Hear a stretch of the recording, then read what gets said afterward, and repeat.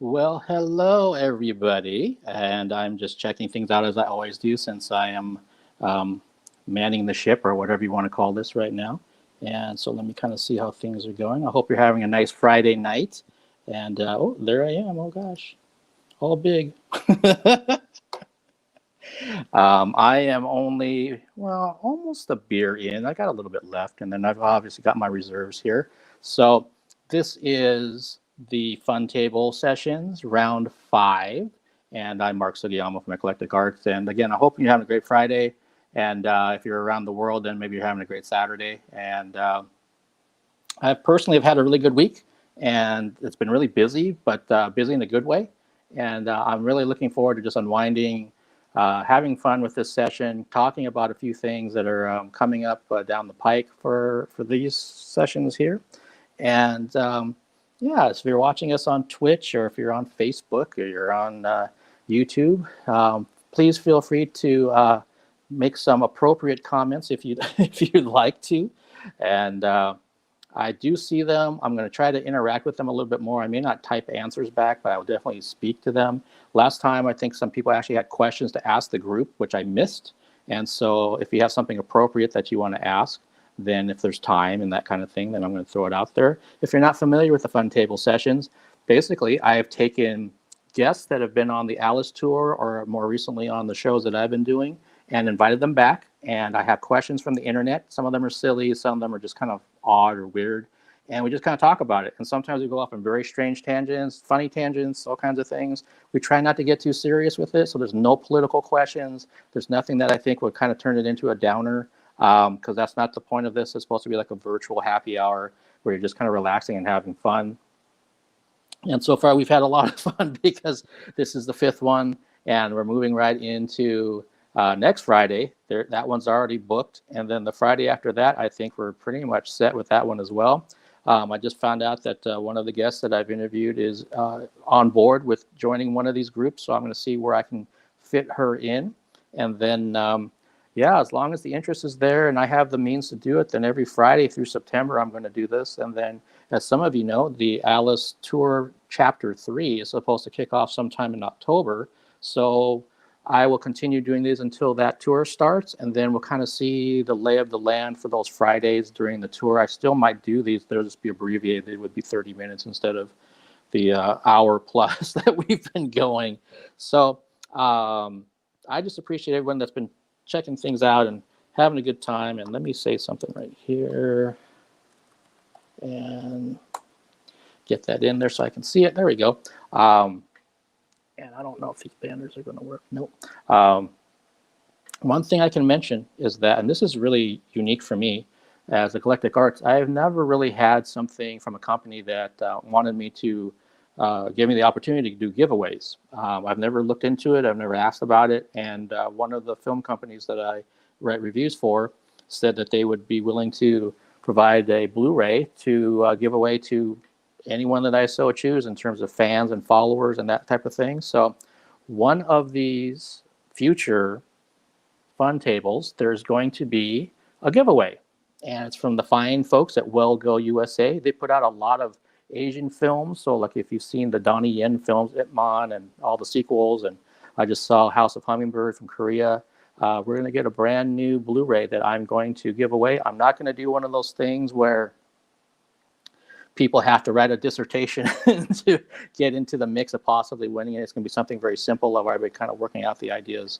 And so that might be even by next Friday. It just kind of depends on when the Blu-ray shows up. And so I'm really thankful to them, and I'm glad I can pass it on to somebody out there of a film that's coming out brand new from Well Go USA. All right, so I mentioned I'm drinking a beer. I don't know if there's anybody else drinking a beer. I do see we have people watching already. But let's kind of get to the guests tonight. Let's start with our new person. This guest was with me in June on the first leg of the tour with Alice. And we were trying to do a follow-up, and our schedules wouldn't work out. And so I'm so really glad that she has time now to join the fun table and kind of see what this whole circus is like. And so let's bring into the Eclectic Arts Virtual Studio / the fun table, Leah Ingram.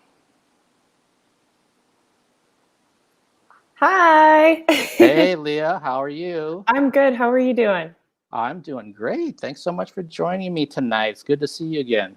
It's good to see you too.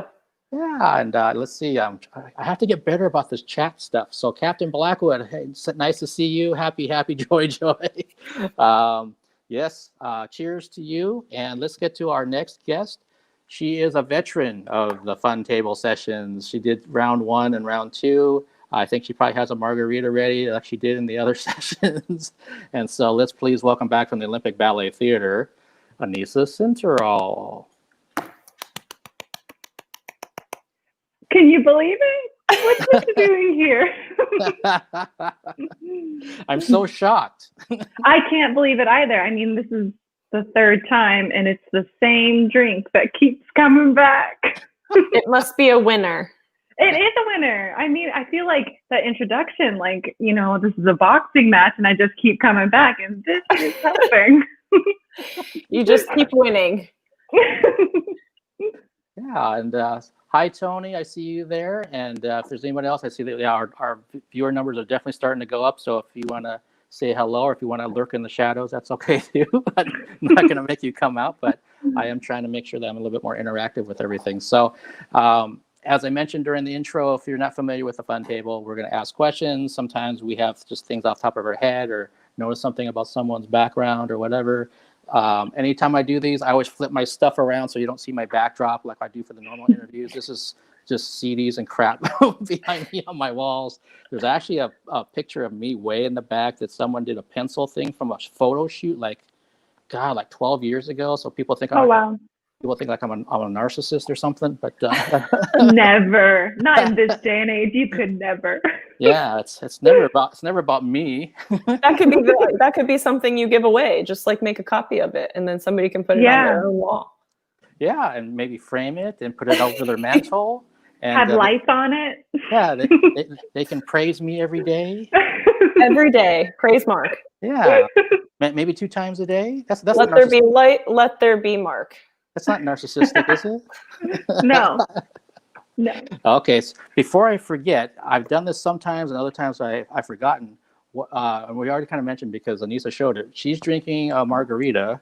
Leah, are you drinking anything? I have wine. I'm drinking. Let me. She's got the bottle. Apothic Crush. It's a red, smooth red blend, and it's one of my go-tos. Nice. For the longest time, I couldn't drink wine because it used to upset my stomach. And then when I went, and I don't know if my friend's watching this, but when I started covering the opera and the ballet, they have a press room that has complimentary wine for the press. And so I knew she drank wine, and she was paying like $12, $15 a glass out there amongst the patrons. I was like, hey, I can get you back. Bottle. Yeah, I was like, I can get you back to the press room, and you can just get it for free.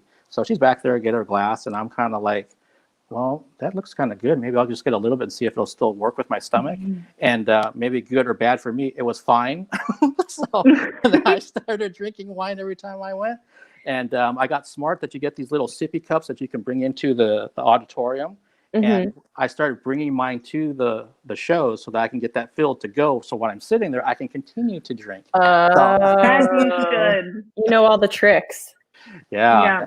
And that's why I want those shows to come back real soon. Okay. Yes. So we know what people are drinking here. People in the chat or that are watching, is anybody drinking anything? I know for some people it's at 7 o'clock. For some people it's also 10 o'clock, like for Leah. And so if you want to mention what you're drinking, Foster's from Captain Blackwood. Okay, nice. Is that your first one or your second one? Or maybe your third or fourth one, depending. You're down in Vegas, so I know it might be one or more, but that's cool. If anyone else is drinking, definitely let us know in the chat as we get started with questions. And I do have brand new ones since Anisa's done this a few times. So first, got to do graphic work for tomorrow's stream. Okay, got it. That's right, because you're on Twitch all the time, so makes sense. But you might have some pretty interesting graphics after a few more Foster beer. It'll be just nothing but a can of Foster's will be your graphic for tomorrow's stream. Okay, so let's start here with this. Are you usually early or late? Late to everything all the time. At least it's usually only like 5 minutes, but it's always at least I'm like exactly on time, or I'm like somewhere around 5 minutes late. Okay. Never like an alarming amount. Just I'm not like the most punctual. All right. And Anisa, you said you were I'm late always too? late. I'm always late. It's a really bad habit. It's like the end time I see. If it's 6:30 and they're like, "Hey, it starts at 6:30," I'll be like, "I have until 6:30," Mm-hmm. and then that gives me so much more time. It's a terrible habit. It's a terrible. I apologize to everybody. I'm always late. I'm sorry, everyone I've ever met for who I am Yes. as a person. I'm like, for the rest of my life, I apologize now. And the worst part is I know. Yeah. I know. It's hard because it's like, you're like, oh, if I just leave 5 minutes earlier, but I'll still find a way to be late, even if I do. Yes, Somehow. exactly. I don't know what it is. It's just, Wow. Well, no, in my case, I think it came from my parents that I'm pretty much an early person, and I know it came from my parents because they're both the same way, that they'd rather be early than late. And so I said, I understand that for like job interviews and those kind of things, but then it just kind of leaked over into everything I do. And I know it drives some of my friends crazy that I'm like freaking 30 minutes early to something. And I'll text them and say, you don't have to get here. I'm just letting you know I'm already here. And they're like, well, fuck, Mark. You know, I thought we were meeting at 7 or whatever. What are you doing there at 6:30? I said, no, it's fine. I'm just letting you know I'm already roaming around looking at shit or whatever, people watching. Just letting you know that I'm already here. You don't have to try to get here at the same time or something. well, it also depends, I think, for me on like what time of day it starts. Like if it's work, I try to get there early, obviously, because that's like my job. But it's like, if I have to be there at 9 a.m, that means I'm waking up at probably 8 a.m, and I'm probably leaving my house at like 8:30, trying to get there like, on time. And if it's like, kind of later in the day, I'm already awake, it's not a huge deal. It's I think I'm not like a morning person. Mm-hmm. So that's, I think, more of the issue for me is like waking up and going somewhere. I wish I had that. I'm just late. I just see the time and I'm like, this is when you're supposed to arrive. But the worst part is actually if I'm doing something and I invite people to come at like 7 o'clock and they come at 7:30, I'm like, why would you do this? It's terrible. I'm like, how could you do it? And then I see it and I'm like having a conversation with myself and I'm like, maybe you should tell me this, Anisa. Are you listening? Do you feel this? It's so bad. Oh my God. Yeah, no, I'm always like, why are you this way? Why are you the way that you are? Why are you late to everything all the time? My boss, so at work, we have to be 15 minutes early, like to be on time, considered on time. Like if I'm not 15 minutes early, I get like points. So my boss yesterday, I clocked in, it was like, I think I'd be there at 10. It was like 9:45. I clocked in, I think at like 9:48. She's like, you were late yesterday. And I was like, no, I wasn't early enough. And she was like, touche. So, Wow. that's how I feel about that. I remember a place I worked too. We used to always have staff meetings every Monday morning. And they were at 8 o'clock. And if you got down there and sat in your chair at 8 o'clock, you were late. You're supposed to be down there, I don't know, 5-10 minutes earlier than that. It's like, well, I'm in my seat and Schedule I'm ready to go. me at 8:30 if you want me there at 8:30. Schedule me at 8 if you want me there at 8. Like, don't put me on the schedule at 10 and then yell at me because I clocked in at 9:48. That's still early. Yeah. Yeah. No, I'm actually. What did I do? Like, where am I wrong here? I got here early. No, I'm with you on that. I mean, you're still ready to go and you got minutes to spare. Mm-hmm. Yeah. Well, I think their ideal is like you have to be there in time to set up for a client, which I do hair. Sometimes you need hair and nails. Sometimes you need like 5-10 minutes to get set up to get everything together and whatever, which is fine. But like some mornings I don't have something like right at 10. So I'm showing up 15 minutes early to sit there even longer until my first appointment. Oh man. I'm like, okay, that's great. Yeah. No, again, that makes sense too. I'm not a morning person at all. I've never been. I probably never will be. So I kind of take some chances in terms of like how much time can I actually keep sleeping until I finally have to kind of get up and try to estimate like what the commute's going to be like. But if it's something where like let's say I'm doing an in-person interview like with a band, then I'm definitely there trying to compensate for the traffic and everything else to get there early, because if I am there late, I may not be able to do anything, and they're going to be a pissed off publicist and everybody else. So yeah, it kind of depends on what the event Yeah. is, for sure. Let's see, my workplace runs the same way, but since we're working from home, we're kind of lax, so that kind of makes sense for me. Kind of lax. Yeah. I mean, if someone's still watching over your shoulder, then You might be able to get away with, like I couldn't, my internet was like not working or something. If I could cut hair from home, I would constantly be just, oh, I don't know what happened. Oh, you cut out for a minute there. Okay. Let's see here. How often do you people watch? All the time. I guess I used to do it a lot more before COVID. Now I feel like I'm not around as many people. Every chance I get, I guess. Yeah. Not, they're few and far between now. Yeah. Yeah, no, that's very true. Pre-pandemic, I'm one of those people. I notice all kinds of things, not just people, but just details around them, or the car they just drove, or what shoes they're wearing. I'm one of those people. I don't really know where that came from. So in some ways it can help you for noticing details, like if you're doing a photo shoot or something. But just in general, if I'm just kind of hanging out waiting for somebody, or eating dinner or something, it's like I shouldn't be taking all this extra information in when I should be listening to the person in front of me. Yeah. I can get distracted pretty easily. It doesn't take very much. No, it's interesting. No, I'm pretty bad about it. I love it. I mean, especially with COVID too, I feel like there was a loss of people around. And so actually feeling that connection. I mean, this is a great opportunity. We're all live and hanging out. And it's I wanted this. COVID happened. I was I miss people. I miss looking at people. And I don't know. Conversation without mask. Oh my gosh, to be not sitting here talking to people with going, I'm sorry, what'd you say? Yeah. Do you guys read lips? Because I feel like I rely on that so much more than I ever realized. And now I'm I'm sorry, what did you say? What are you talking about? No, that makes sense. And I'm kind of hard of hearing in my right ear. So when people are wearing masks and they're just talking normally, sometimes I really can't hear them. So I keep saying, excuse me, sorry. I only caught the last part of that. And then they kind of look at you and they get annoyed because then maybe they're already, on edge themselves.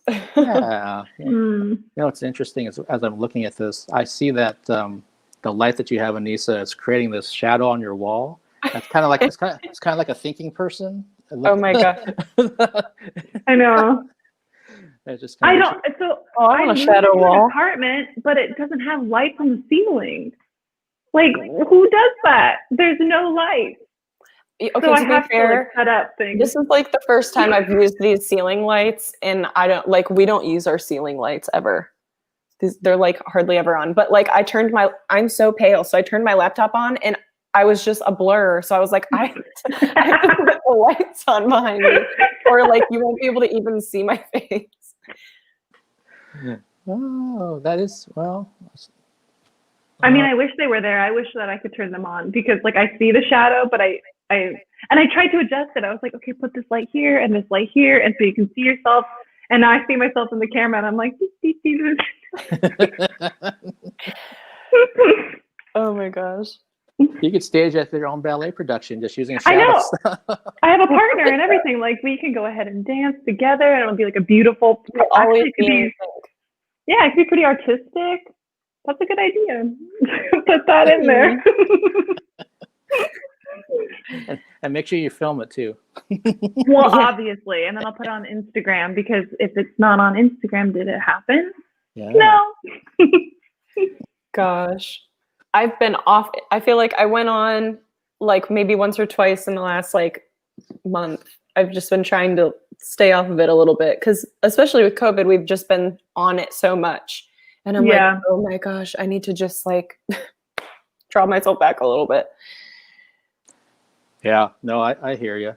We talked about this last Friday, that for me, I think it was last Friday, that if I didn't have to keep things going with the media outlet, you wouldn't be seeing much of me on social media right now because there's just so much garbage out there and so many opinions, all the drama. It's just I don't need this kind of stuff. But on the other side of it, the business side of it, then it's like, well, I need to let people know who I'm talking to and when these shows are coming up. And it's kind of Yeah. hard. It's kind of hard to deal if I don't post something on some level of social media. Yeah, it's hard to, like, if you put your work on social media, and a lot of work depends on social media if you're doing anything in the arts in general. So it's like, if you don't have that platform, it really can affect, your workflow and things like that. So, I have to be posting on a regular basis, like just the work that I'm doing. And, but outside of that, yeah, it's just been like, ignoring everybody, ignoring all my Republican family on Facebook yelling about this, and my Democratic friends yelling at my Republican family about that, and just everybody going back and forth. And I'm like, I don't want to be in the middle of this. I just have to separate myself from all of it. So it's like there's no point in even like engaging in all of it right now. So I'm glad to be in a space where we're all just like drinking and having fun. It's like I'm not like on a social media platform where I have to be like, do I agree with that? I can just be. Yeah, no, and I know there's been studies too talking about that. You should be taking breaks from social media too, for your mental health and some other kind of things. Yeah. Just as part of your routine, because some people are so glued to it every freaking day. They got to be looking at all kinds of stuff, or their notifications are going off or what have you. And I see Captain Blackwood's talking about that Facebook has been the most toxic, and It has been. Agreed. I would agree with that too. You know what I have been keeping up with though? I will keep Pinterest all the time. I never leave Pinterest anything other than like inspired in some way, or like hungry, or I see something and I'm like, I either want to buy that, I want to try that, or I want to eat that, or I want to cuddle that. There's lots of animals on there also that I get very excited about.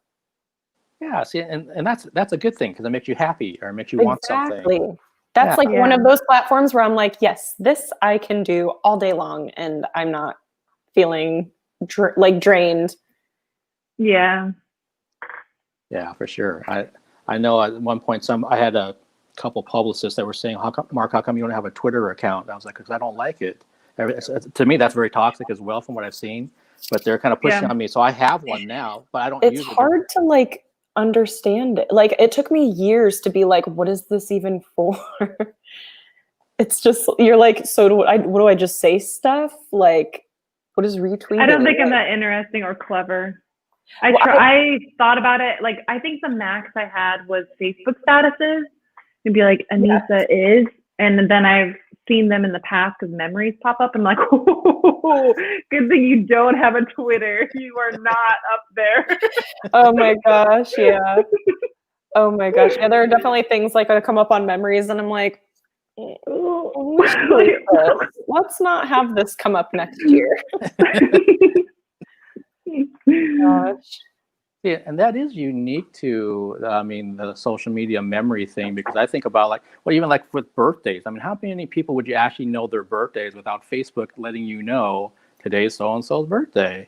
And a lot of it is like, you know what? Somebody taught me a trick once, and they said, if somebody every day when you get on Facebook and you check, and it'll say so-and-so's birthday is today. If you're not the kind of person that's like, not everybody wishes everybody a happy birthday, because then you'd just be doing it forever and it would go on forever. But if it's somebody that you're like, I don't feel the need to wish this person a happy birthday, you should just delete them off of your friends list. So that's like a good way to clean out all that stuff. If you're like, I don't feel like I know this person well enough to wish them a happy birthday, then why are they even on there? So for a while I was doing that, and I was like, this is just as much work as wishing them happy birthday. I actually just had this instance happen. My sister's fiance, I don't know if you're watching, her birthday happened and she wasn't on Facebook. And I looked and we missed it, and because COVID was happening, and I messaged her and I was like, I'm so sorry. I cannot believe this just happened. And the guilt and shame. And then I realized, like, what kind of era are we living in when it's like social media for everything, like birthdays and phone numbers and where people are, what they're doing, and just kind of like slowly developed into this concept of being like, oh my gosh, who am I? What am I doing here? What's it all for? Yes, it was bad. So happy birthday if you're watching. Love you. You didn't forget. I didn't forget. It's Now all look for at you. Cheers. Yeah. Yeah, this is even better. You're doing it a happy birthday wish from a live stream with. Yeah, a little apologetic, a little late, but here There we it are. is. But it's here. Here it is. Yeah. Well, I remember they're also talking about. So I'm obviously with birthday cards way back when, and then I moved to like people are using e-cards. I don't know, 15, 20 years ago, and then because of Facebook, man. the happy birthday thing, those physical cards. I mean, yeah, you can still buy one, but are they around as much as they were, 20 years ago? No. Hallmark's probably, I mean, is Hallmark, it's the same Hallmark that makes movies that it like made cards. Yeah. So I feel like they're probably only doing movies at this point, because I feel like you don't see physical cards even so much anymore. Like when I get an actual card, I get so excited because I'm like, oh my gosh, like I have this thing. And then, I keep them. And my husband, he's sitting over there. Hold on. He can't hear me. He has headphones on. Look at him. He's being a nerd over there. And he laughs at me because I actually I keep all my cards, and I have a little room where I get ready every day, and I will I use them to fan my face when I'm doing my makeup, and then I'm like, oh, I just open them up and read them sometimes. They're just exciting. It's exciting to have a card, whatever. And so I just have a couple birthday cards and random stuff like that I keep, and then I also use them for my face. But That's nice though. it gives it a double use. It's it's sentimental and it's also practical, so it works for everything. Yeah, I can look right now on my mantle. I've got some birthday cards sitting over there, and some of those are probably I think that one's 11 years old at least. Wow. So I do keep some of them just because I like it, and I like having that tangible thing. And you're right, the Hallmark stores are, I think there's one that I can think of. Most of them, they're gone. People just aren't doing that kind of thing anymore. Well, they have overpriced Christmas ornaments and cards that I could probably just go into Target. I don't want to go all the where is home in the mall? I don't go all the way to the mall. Listen, most times I hand people a gift, I'm like, it's from me. Oh, okay. Hey, we're doing pretty good here. Let's see. I see we've got some more people that are watching and a couple more likes and hearts and stuff that are coming up. So hopefully those that are joining us, they're having a good Friday, and maybe you're drinking something. Doesn't matter if it's alcoholic or not, but alcohol kind of helps for me. Okay. Well, now I'm not going to ask that question because we already kind of talked about it. Would you rather go to the beach or go to the mountains? This month? If it was this time of year, probably the mountains, because I feel like the beach, I would get really burnt. So the mountains, I feel like would be a little bit, maybe more shade somehow. Okay. Maybe hiking. Has anybody seen Eliza Schlesinger stand up? No. Okay. Mm-mm. She goes hiking. Anisa? It's hard because I grew up in Colorado, and I feel like I'm a mountain girl. I love the mountains. But when I imagine going out and having a vacation, I'm probably the beach. But I go to the beach and I never have that good of a time. So I'm back to the mountains. So I don't know. It's hard. Probably the mountains, just because I love Colorado. I'll go there. Colorado's strong. Yeah, I'm that's the place. Okay. I think for myself, I like both, but if I had to pick one, I only probably pick the beach if it's connected to an ocean, not to a lake, because I love the ocean, and we used to always go up to the San Juan Islands here ever since I was 3 years old. So it's like a home away from home. Anywhere I'm near ocean water, and that smell and everything that comes from, I just kind of relax, and I love that kind of thing. But I've also gone hiking before, and I love being out in the woods and that kind of thing too. But I would probably pick the water. Plus, I'm 10 minutes away from the ocean from where I live right now. So it's kind of, I'll probably lean that way instead of having to drive up to the pass to go hiking somewhere. But okay, so far, like for people out there who've watched these sessions, again, we're on session 5. Those questions have not been asked. Those are all new questions. They're things that have not come up from the past. But there's some questions that maybe Anisa remembers, or maybe I forgot that I didn't ask during one of Do them. I remember? That's a stretch. Some of these questions I know I'm probably going to ask that I'm always curious about the answers that come out. And my answer might be the same. It might be something different. That's what happened last Friday.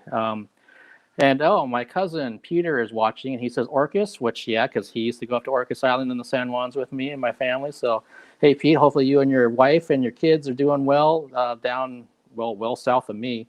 you got 4 kids, all school aged.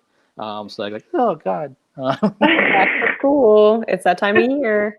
I definitely read that as orcas, and I was like, yeah, whales. Yeah, no, that's. You know what's interesting though? That you can actually see, or you can see orcas at Orcas. Oh wow! Hi, I'm from Bonnie. Oh, that's right. You're from Bonnie. Like I should know that. That's terrible. Too much beer already. Okay, this is usually a good one. Name one pet peeve. One? Yeah.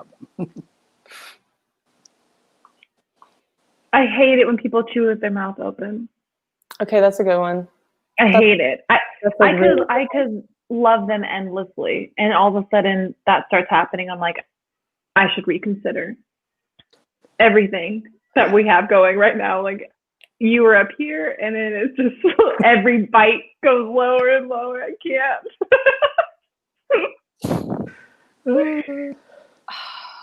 That is a good one. It is just thinking about it, it's making my body like I can't. That's such a good one, and I feel like I have OCD, so there's like a lot of little like tics that I have that I feel like pet peeves that like other people are probably like when there's suds in the sink, other people are probably like, whatever. But I don't know. I'm trying to think of like one that other people would probably relate to the most, and I think.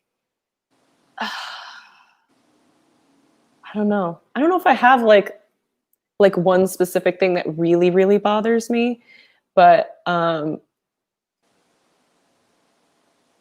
I don't know. I can't really think of anything. Okay. I know last Friday I asked this question, and I was trying to think. I was trying to remember what my answer was. Mine was when people flick cigarette butts out onto the street or wherever they're at from their car. Oh, littering in general. Yeah. I will literally take a picture of your license plate. This is a fair warning to everybody out there right now. I will take a picture of your license plate. I will upload it to, there's like a website.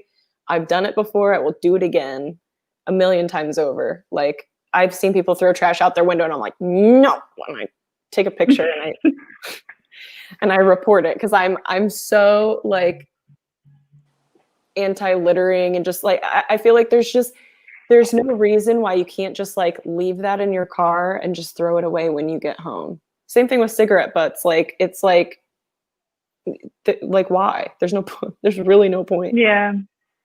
Yeah. Yep. Shit. I just had something else and it escaped my brain.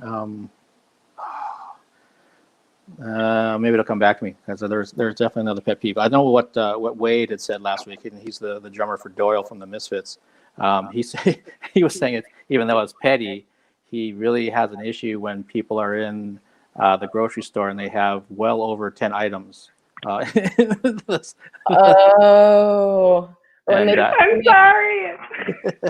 It's her. All the time. It's me. Oh, it's you. She's the one. It's me. I should put you and Wade together in one of these sessions. Yeah, you could tell me, and I'll be like, "But here's the thing. Here, let's talk about this."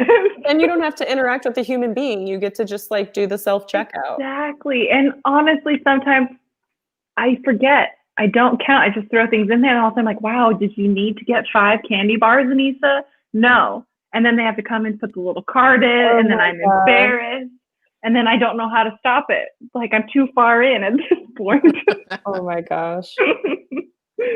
I've come this far. I can never return here. Yeah. I'm like getting sweaty. I'm uncomfortable. People are looking, and I'm like, we have to do the card again because I can't count, apparently. Like, I'm sorry, I had 10 fingers and I'm missing some, I guess. I don't know. It sure would be an excuse if you were missing some. I mean, even then, you know, we go to school. Like, you learn to count to 10 by the time you're like, I don't know, 5? That's like a big thing. You're like, ABCs, yeah. 1, 2, 3s. You got 10. So, like, well past 3, well past 5.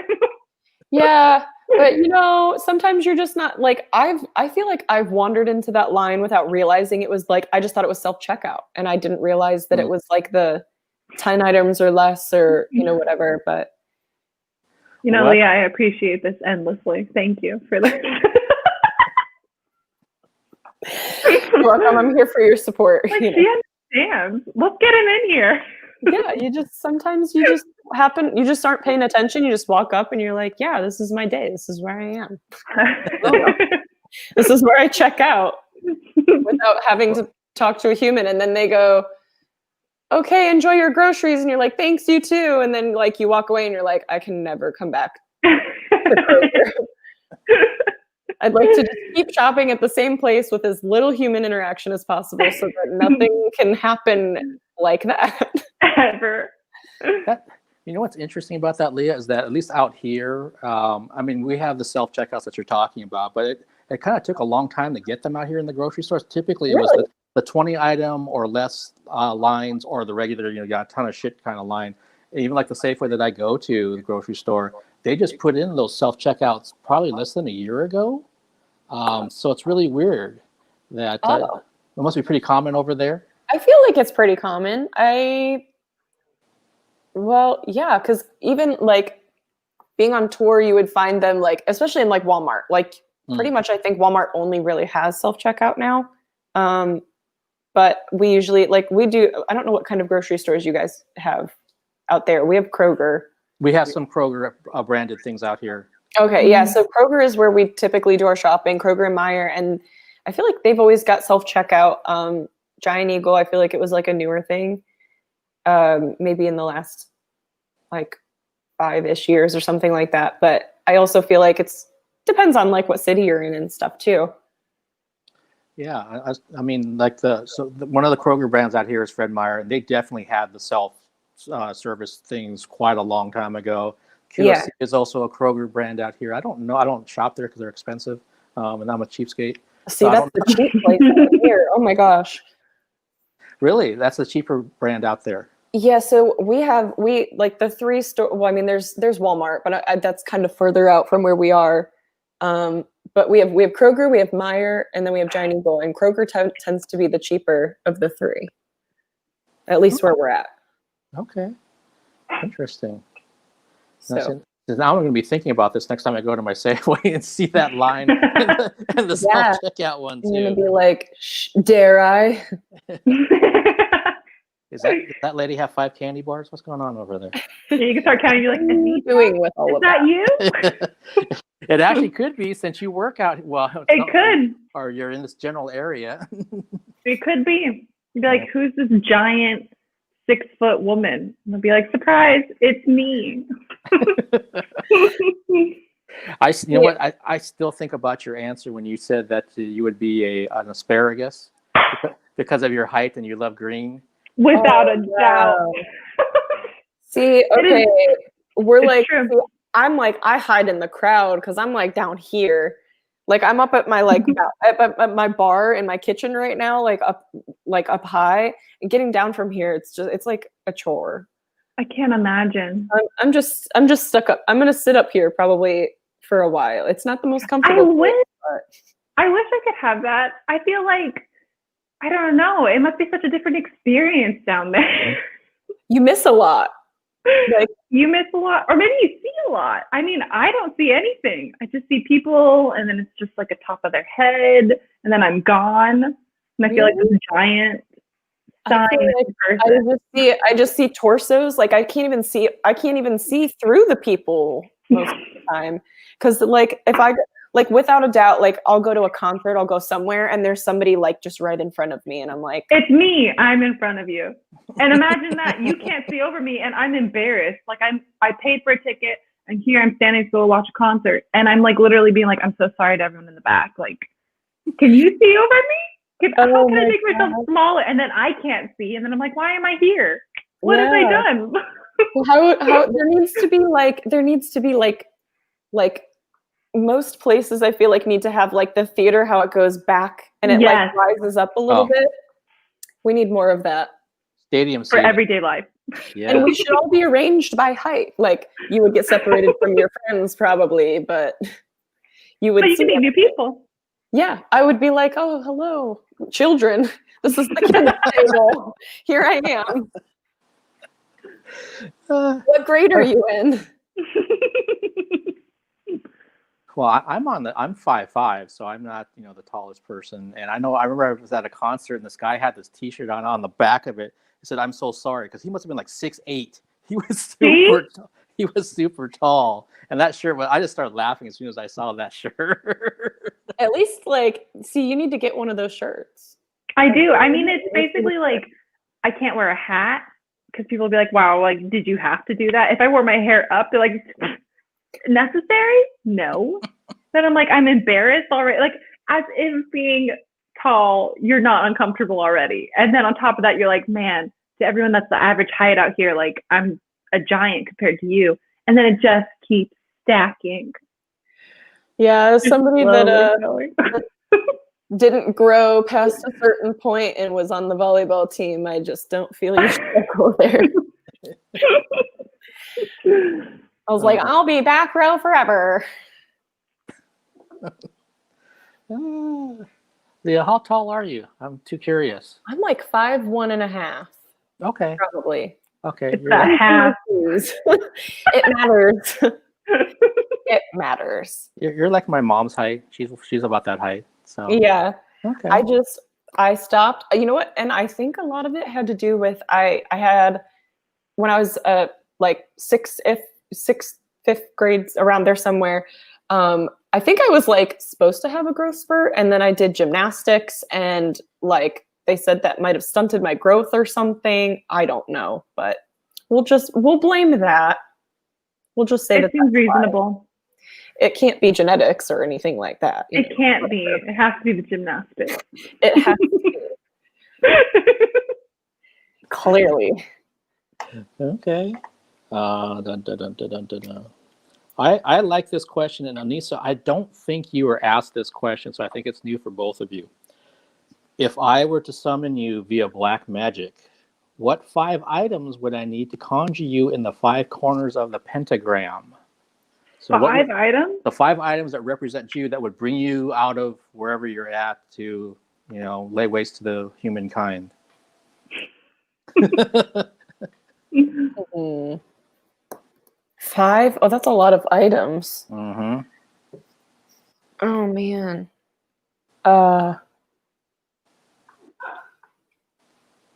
What represents you?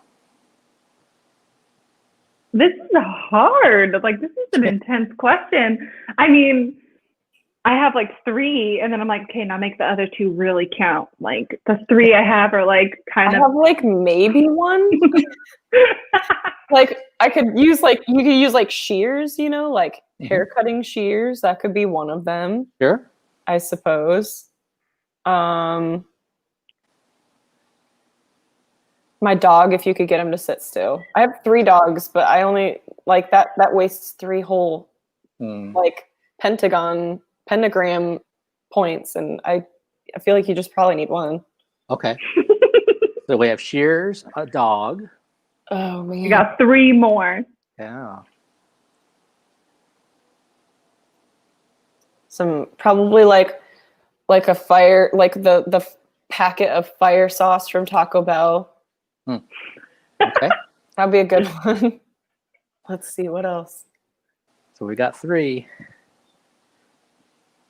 2 more points, and you're coming out. A tube of black lipstick, probably. Okay. Cool. Black lipstick. 1 more. Oh man.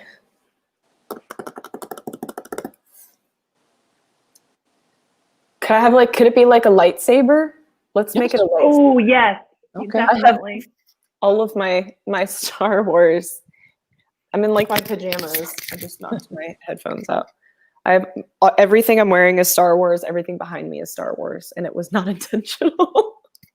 That's wonderful. Yeah, no, that's awesome. And you did it. You got the 5 things. So I did. So she's here.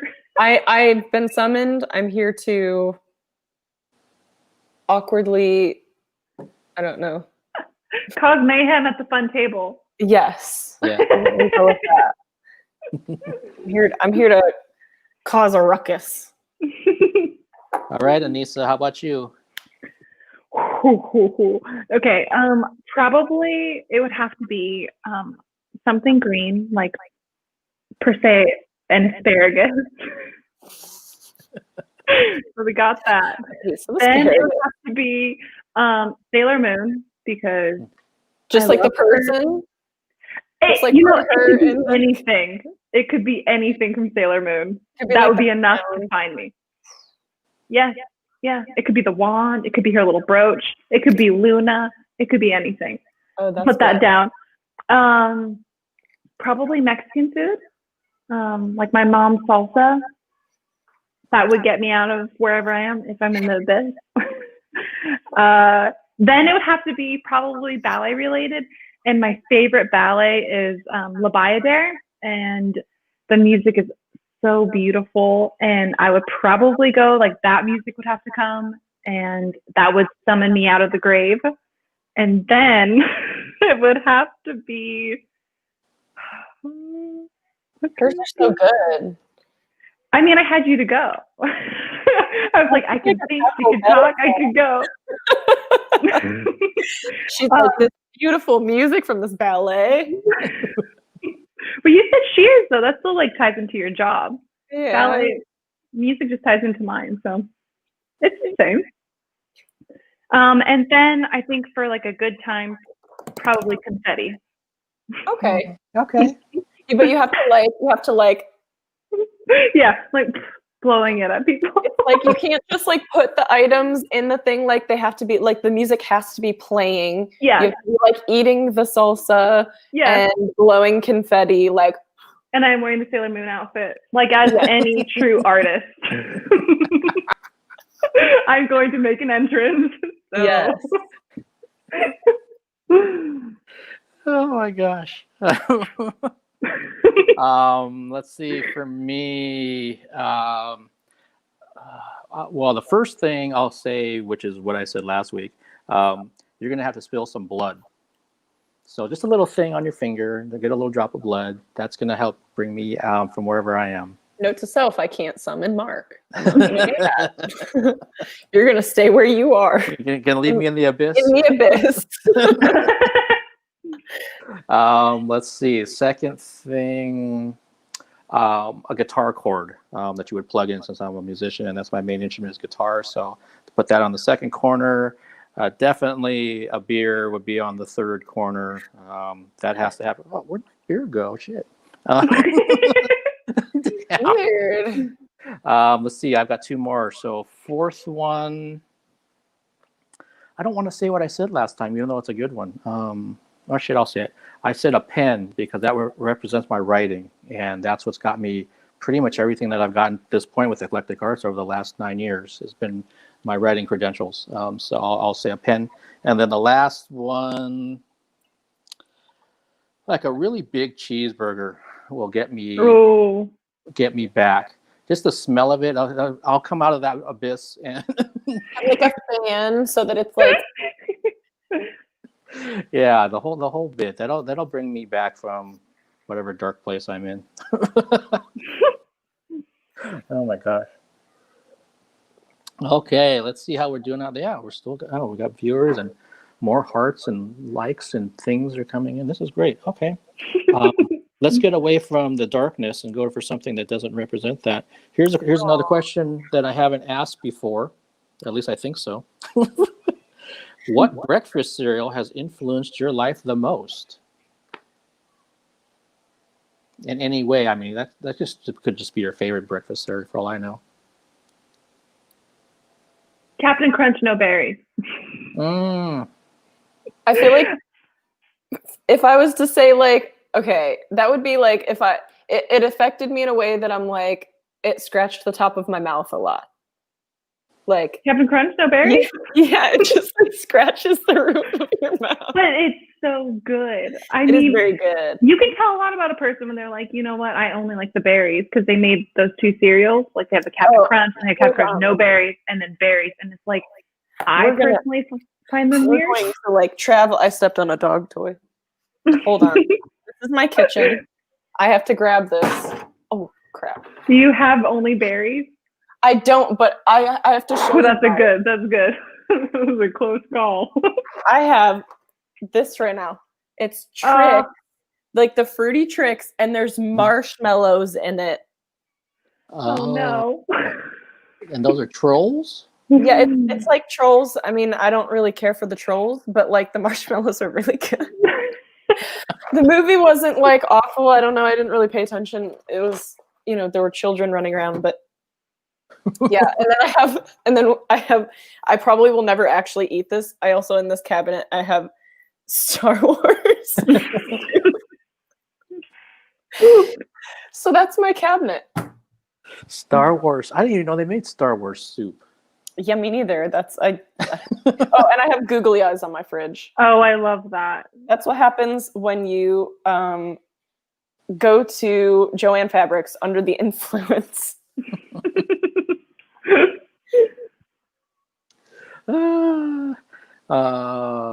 What cereal?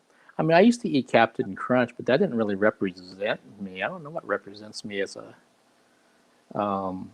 shit, I don't know. Well, I guess I can go back to the Orcas Island thing. We used to always get those. Did they even make those? Those little boxes from Kellogg's. They get like a variety pack. It had like 8. Yeah.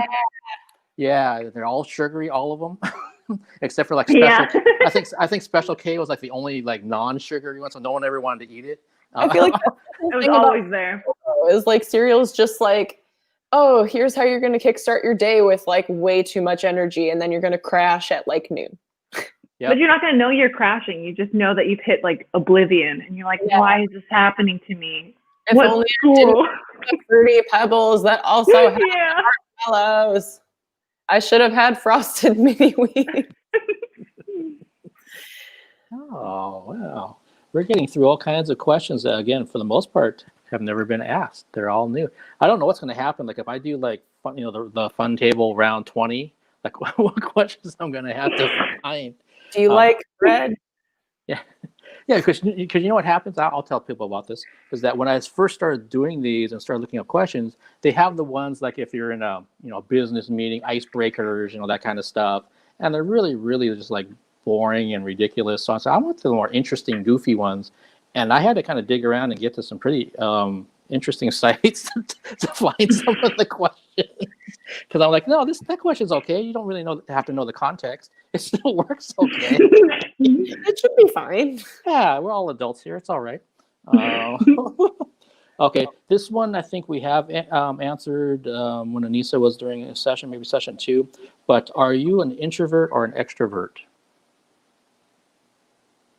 Depends. Mm-hmm.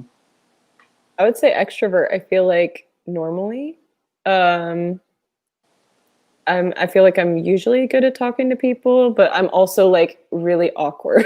So I feel like it depends on where I'm at in the conversation or who I'm around and all that stuff. I'd like to think that I'm outgoing, but at the same time, I am the person that's going, do you like bread?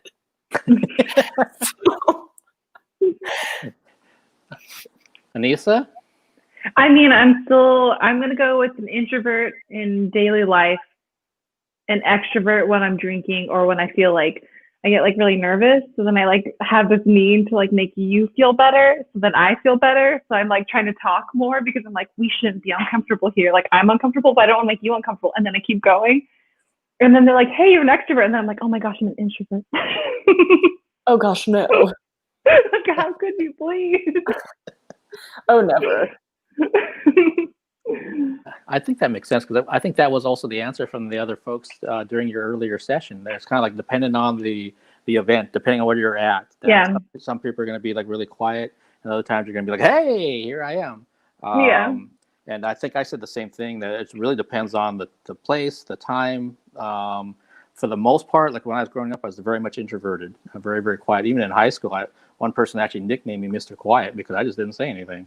But as an adult, my jobs have forced me to be more extroverted because as a teacher, or former teacher and that kind of thing, you can be introverted, but you still got to talk and you got to get it in front of 30, 35 students every day.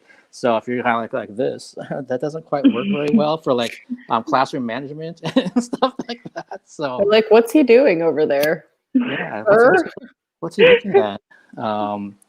But if it's just up to me in a social situation, like if there was a room of, if there's 20 people in here and I didn't know one of them, I'm going to be pretty quiet until I kind of find my person that I can kind of connect with. Unless I've been drinking, then I'll be talking to everybody. Yeah. Agreed. Yep. That's why we're here. Yeah, exactly. Yeah. I want to go back up to the top. Okay. Oh, no, we asked that one. Okay. What kind of question is that? Oh, all right. Geez, I read it wrong. And I'm the one who typed these. What was your first favorite movie as a child? Or one of them? I mean, there's so many. When I was a kid, I loved Fox and the Hound. I think the sad one. Fox and the yeah, and I couldn't say it, so I would say like fucking noun, and my parents thought it was hilarious. Oh man. I mean, it's not a hard letter to say, but yeah, Fox and the Hound was probably my favorite as a kid. But then as I got older, it was Pocahontas. I wanted to be her so bad. She's the best one. I don't know. Like I had older sisters, so it's usually like whatever we were all watching. I feel like we watched a lot of Land Before Time movies when we were kids. Oh, that's also sad. Yeah. Well, the first one is, and then the rest of them are pretty much just like annoying. It's like just like screaming and like running and weird songs. It's a really kind of fresh hell for parents. I mean, my dad to this day, he's like, those fucking movies, But I remember those were definitely like something that we watched like pretty regularly. Outside of like, all the Disney, I loved Disney movies growing up. But yeah, I feel like that, or like, I don't know. I feel like I watched my first like memory of like a movie, I feel like is like Thumbelina. And I don't even know. Oh, that's a good movie. Do you remember that? Like, I was like, that's like one of the first movies I even like remember probably watching on repeat, like as a child. Hmm. And look at me now, I'm Thumbelina. Yeah, you're basically Thumbelina. I mean, that's like as good as you can get, honestly. I know. I've become the small person that hides amongst the shrubbery. Here I am. I made it. We did it. As you were both saying your answers, I was trying to think back to when I was a kid, which is obviously a lot further than both of you. I'm like, what was my favorite movie? I mean, I would probably go in 1977 with the original Star Wars. So I remember seeing it. I remember seeing that in the theater downtown. I was probably with maybe my entire family, just my brother and my mom. I'm not sure if my dad was there, but I do remember eating a marathon candy bar. And I don't even know if they make those things anymore. It was like this long thing, and it was like chocolate with caramel inside of it, and it had like holes within it. So it kind of looked like a weird, almost like a DNA strand, but it was chocolate with caramel in it. It sounds good. Yeah, maybe I have to look at one of those vintage candy things online. I'm sure somebody somewhere still makes that thing. I wouldn't be mad at it. I'd probably eat it. It sounds like something I'd eat. I remember that's why I got the C-3PO action figure from Kenner. That was my first foray into, and then I needed all the other ones, and eventually I had most of the Star Wars things, and I think I had Star Wars sheets and pillowcases and all that. We have quite the collection here of Star Wars guys. I have to ask you both as avid Star Wars people. How do you feel about the prequels? The prequels. Mm-hmm.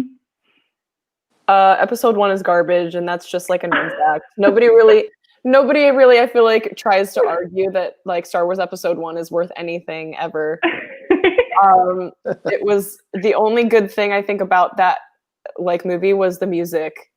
Okay. Because John Williams is obviously just like a genius. Yeah. 2 and 3 I like wasn't super mad at.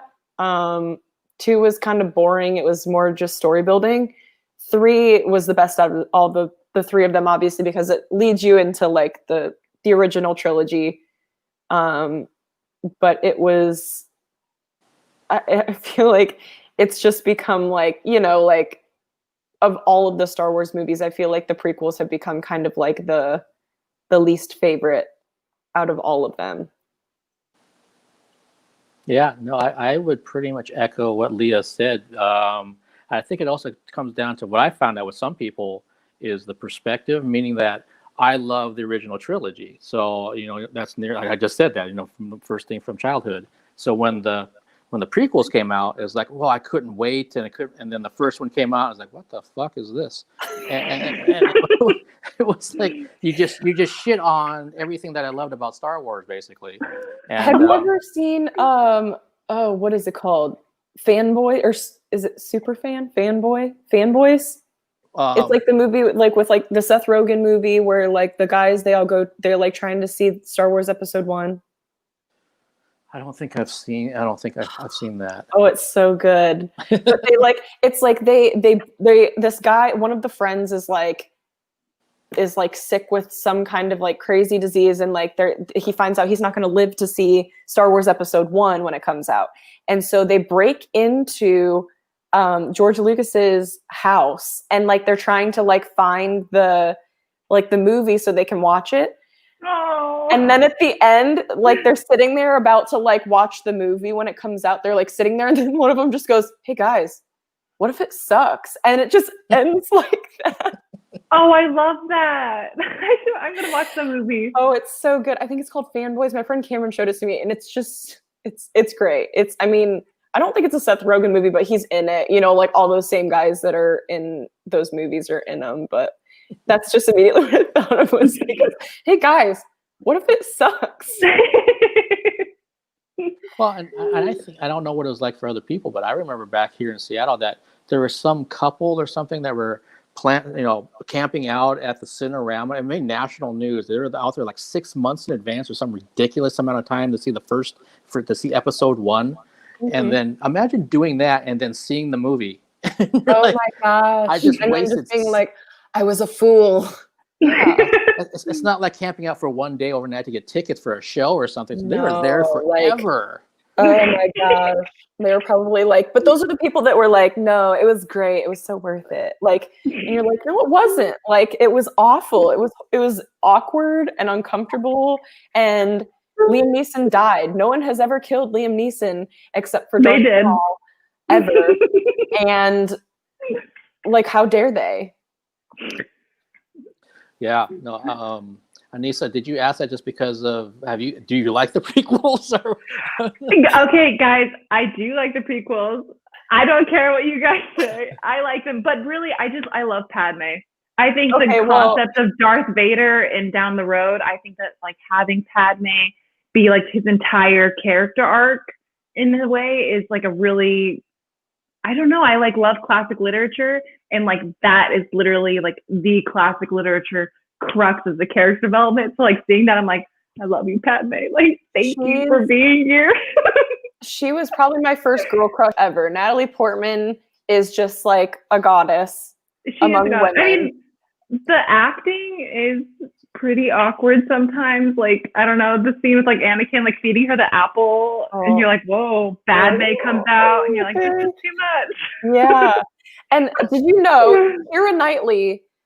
Like, and I've got a whole sleeve here dedicated to Pirates of the Caribbean. So Keira Knightley, who is in Pirates of the Caribbean, played Padme's double, like decoy in those movies. So Keira Knightley literally made a career because she looked like Natalie Portman. Like, really? Her whole career, her first movie was Star Wars Episode 1, and she literally built a career off of, that was like her jump start into her career. And it was literally because she looked like Natalie Portman. She played like the decoy in those movies. Mm-hmm. I had no idea. That's cool. Yeah. And I remember she talked about when she was making the first Pirates of the Caribbean about that and how many times she was mistaken for Natalie. Just in terms of people running into her thinking that, oh, I loved you in The Professional, or something like that. And it's like, I wasn't in that. And maybe like there are a lot of celebrity lookalikes, like the Jodie Foster and my dogs are growling at each other. Are you done? Jodie Foster and what's her face? The other lady that looks like Jodie Foster. See, now I'm not even going to be able to like come up with it. But like there are definitely celebrity lookalikes where I'm like, oh my gosh, like I get them mixed up all the time. But those two, it was never like I don't know. That was never a hard one for me, I feel like. I'm in the same boat. I always thought they were very distinctly different. My point was that with Anisa, that one thing I saw that, I know some people that, I don't say I know them personally, but I've read things that like the prequels is because that was their first introduction to Star Wars. And then they went back and then they saw the, 4, 5, and 6 episodes. So it kind of depends also maybe on your age of what you saw. Yeah. So. Yeah, and I think that's also like those movies came out when I was a kid. So like those were the ones that, we were excited about because they were new and, it was exciting and whatever. But I think like growing up, like Star Wars is one of those movies. It's like on holidays, it's always on TV. It's always on TV. And so like you just see them. Even if you're not trying to watch them, you've probably seen them. And even if you're like, I've never seen a Star Wars movie, like it could come on and you'd be like, oh wait, yeah, I've seen this, or like I've seen this part. So it's like it's hard to not see have them. Like seen them. Yeah. Yeah. Yeah, I had there was a guy I used to work with, and I can't remember how old his son was, but he was like, do you think I should let my son start watching the original trilogy, 4, 5, and 6? And I think his son was maybe 6 or 7. Oh yeah. And I was kind of like, yeah. Why hasn't he started not? sooner? Yeah, so I don't see anything wrong with what's in those films.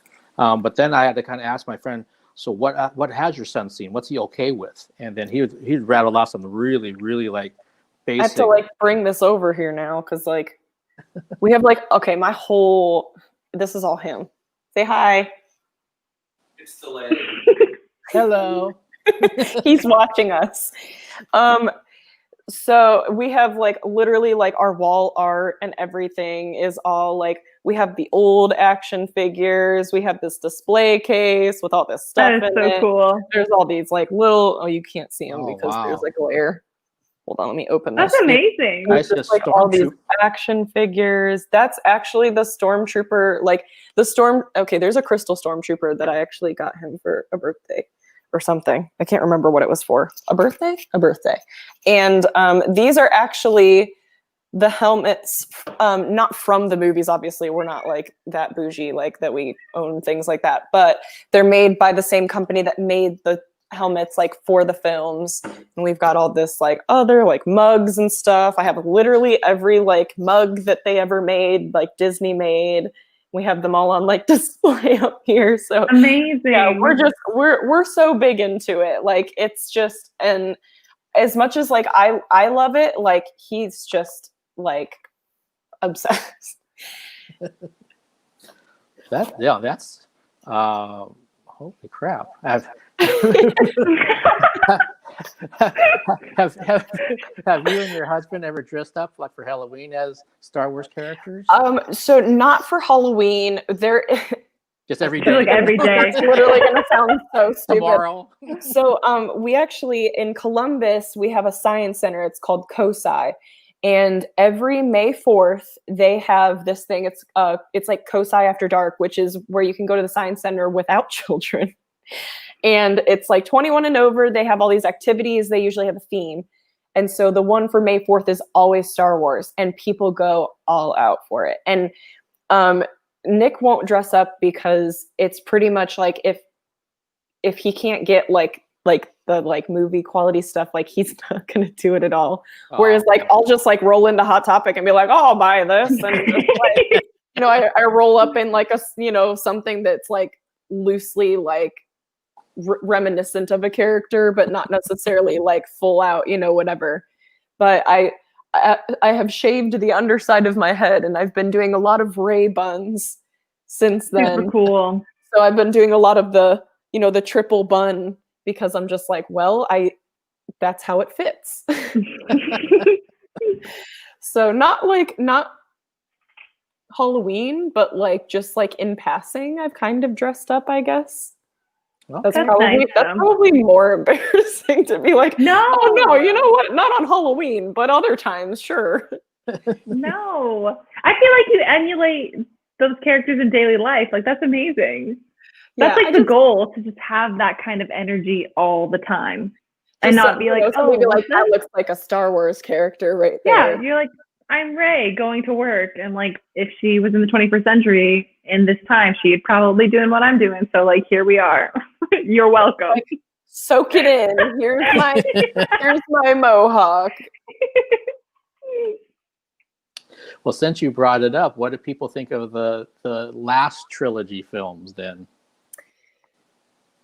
So 7 I thought was good. Mm-hmm. It was kind of like, I feel like a little too close to the Death Star thing. Like, it was like, let's just recreate the first trilogy because it, you know, whatever. So that was a little The second movie I felt was kind of all over the place. I was not a fan. I know a lot of people really liked it because it was so different. But for me, I feel like that movie could have just not been in there at all, and everything would have still probably ended the same. Mm-hmm. And then the last one, I was happy because it kind of brought everything back together. It brought it back to a place where I was like, okay. The second one, like, he was like nearly in tears. He's like, they ruined it. I don't know what they did. I don't know what happened. And I was just like, it's gonna be okay. But yeah, the third one definitely kind of like, I feel like redeemed the second one for me, if that makes sense. So episode 7, I would say, was good. Episode 8, I was like, not about. Episode 9, I thought was really good. Okay. Anisa, did you see those films, the last trilogy? I did. I personally don't care for Kylo at all. I think that he is just a non-consequential character, and then having him and Rey be this dyad? I don't remember the word they used. I thought it just didn't make any sense. I was like, why are we doing this? Why are we bringing them up together? I don't care about Kylo. I would much rather have had somebody else with this kind of dark character arc be much more dark in a character arc, rather than have this kind of like almost but not quite, and then all of a sudden be like, but I love Rey. You're like, when did we see this connection? Like, why are you kissing her? She's dead. Sorry. If anybody's watching, if anyone hasn't seen it, it's been a couple years. Let her go. Come on. They've had plenty of time to watch it by now. So. Yeah, but, it just didn't make any sense. It was like weird, and I love Palpatine. I was like, Palpatine's been my favorite character through all of them. I've read, my boyfriend loves them. He loves Star Wars as well. And we've listened to the audiobooks. Like, I love Palpatine more and more. And then all of a sudden he was there, and I was like, you're so close, but so far. I can't believe that you actually like, I mean, for somebody to say that they like him is just so strange to me. I mean, he's a great character. Yeah. But I've never heard somebody be like, yeah, like, go Palpatine. Like, he's a mastermind. He is brilliant. He literally created Darth Vader from the get-go. Like, how can you do that? He saw everything, used his mind, manipulated this poor kid from the beginning, and saw that. Like, he did the end game. Anybody that's like talking about end game, Palpatine, OG end game. That's fair. That's fair. He planned it all out, and he was like, guess what? I've been doing this all along in the background. And he was like, oh my God, he's tied up to these machines, and he's still so cool. And he's like still alive. And we're like, how did you get here? How is Rey here? Fell down the elevator shaft. Yeah. or whatever. It wasn't an elevator shaft, but it was like if it was basically modern an day, elevator. it would be an elevator shaft.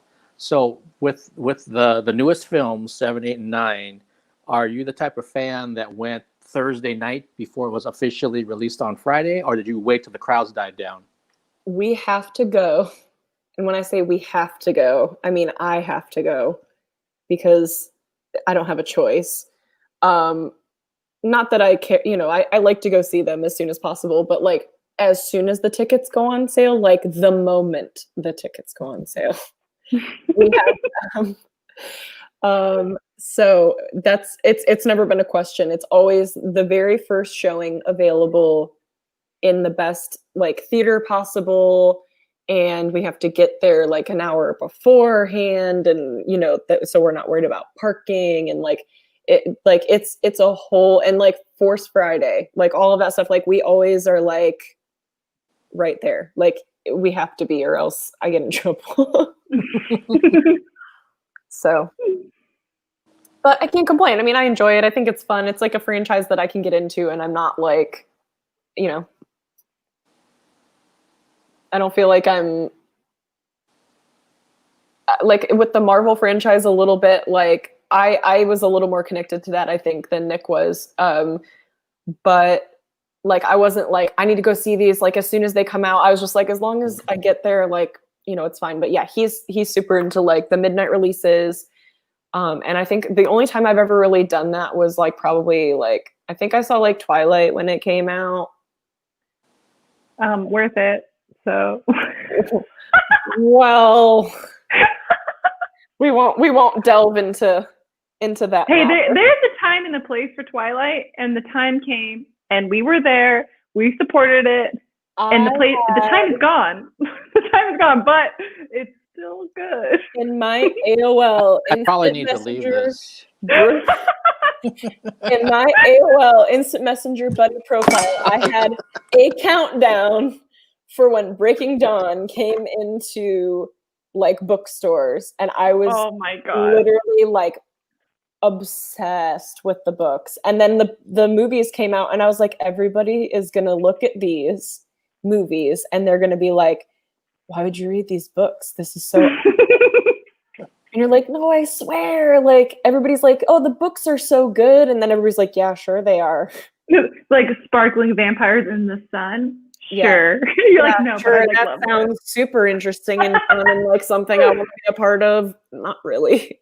No, guys, to be completely honest and transparent, so to take us back, I remember I went to my first ballet summer intensive with PNB and Pacific Northwest Ballet, and I came here and I was like, I think I was like 17, and Twilight had come out in the summer. And I vividly remember going to the store and buying my first Twilight book because I was like waiting for it. And I read it after the summer intensive and I was like, this is amazing. I went to Fred Meyer today, looked over there just casually shopping, bought the new book. I have a friend that bought it and she said it's really good so far. It's like twice as big as the other book, like the actual size it's of the huge book. And I was like, I don't want to read that. Like I'm gonna read it. I read the story already. But yeah, agreed. But I'm gonna do it. You should do it. I've heard it's good. I mean, I've heard that like it's slow and it's not as good because we did already read it and we know what happens after. So there's nothing to get from this book. There's not a lot of like build up, I feel like, but apparently there's a lot more backstory. My heart. The characters that we don't like the Cullen family in general. Apparently, you get a lot more in depth like focus on that as a whole. So Mark's in here like, oh no. Oh no. See, there's an Alana. Oh, there she is. She's telling me I'm gonna read it. I can't wait. My friend Alana, and she is the one that's been talking about this book to me so much recently. She bought the book and she's been revisiting the movies and the books and all of that stuff recently. And it's just like, I'm like, oh my gosh, I haven't thought about this stuff since like middle school, and now it's like coming back and I'm like, oh my gosh, like that was like what got me into reading, I feel like. I can't wait. As it did, I think, a lot of things. And unrealistic expectations of relationships. I know, you go ahead and you're like, Why this aren't you, like, vampire ever boy. fun? Like, don't you sparkle in sunlight? Why Like, aren't why aren't you sparkling? why can't I'm you run at confused. 500 miles per hour? I thought you were an athlete. Well, Anisa, the only thing I can add to this, since I have not seen any of the movies or read the books. Oh my You God. don't need to. No. They're not that good. But let me ask you, since you're in the area, have you ever driven out to Fort where they filmed them? You know what? I actually just had this conversation with my sister. She's never seen the movies. Or no, she has seen the last one, but not whatever. She has seen one of them, but not the whole thing. And she told me, she's like, oh, you know, like Forks is by here. And I hadn't connected that I live in Washington, that I could go to Forks until she said that. And it was like this moment where I was like, Oh my like God. going completely, and I was like, I could go. Like I the could inner go like fangirl was like, I have to go to the trees and go run around in them. I have to run through the trees and play baseball in the thunder. Yeah, I'm like, if there's a rainstorm coming, I guess I gotta go. Like, Yes, it's kind of cloudy, but that's fine. We want that, or else we'll sparkle. yeah, I'm like literally like pouring glitter on my body. I'm like, I'm a vampire. Like, let's go to Forks. But Yeah, no, so hopefully, Mark, hopefully I'll go. Okay. Yeah, you could relive your 17-year-old dream. I know the fangirl is finally reaching her, like the trifecta has been complete. So Almost. You just have to go there. If you go there, it'll all just hit you, and it'll be like, oh, and you'll just be like, oh my gosh, like I finally understand now. I have the full understanding of everything Twilight ever. it'd be like literally like 5 seconds. It's like, all right, we should go home. I'm done. It can never get better than this. I can die now.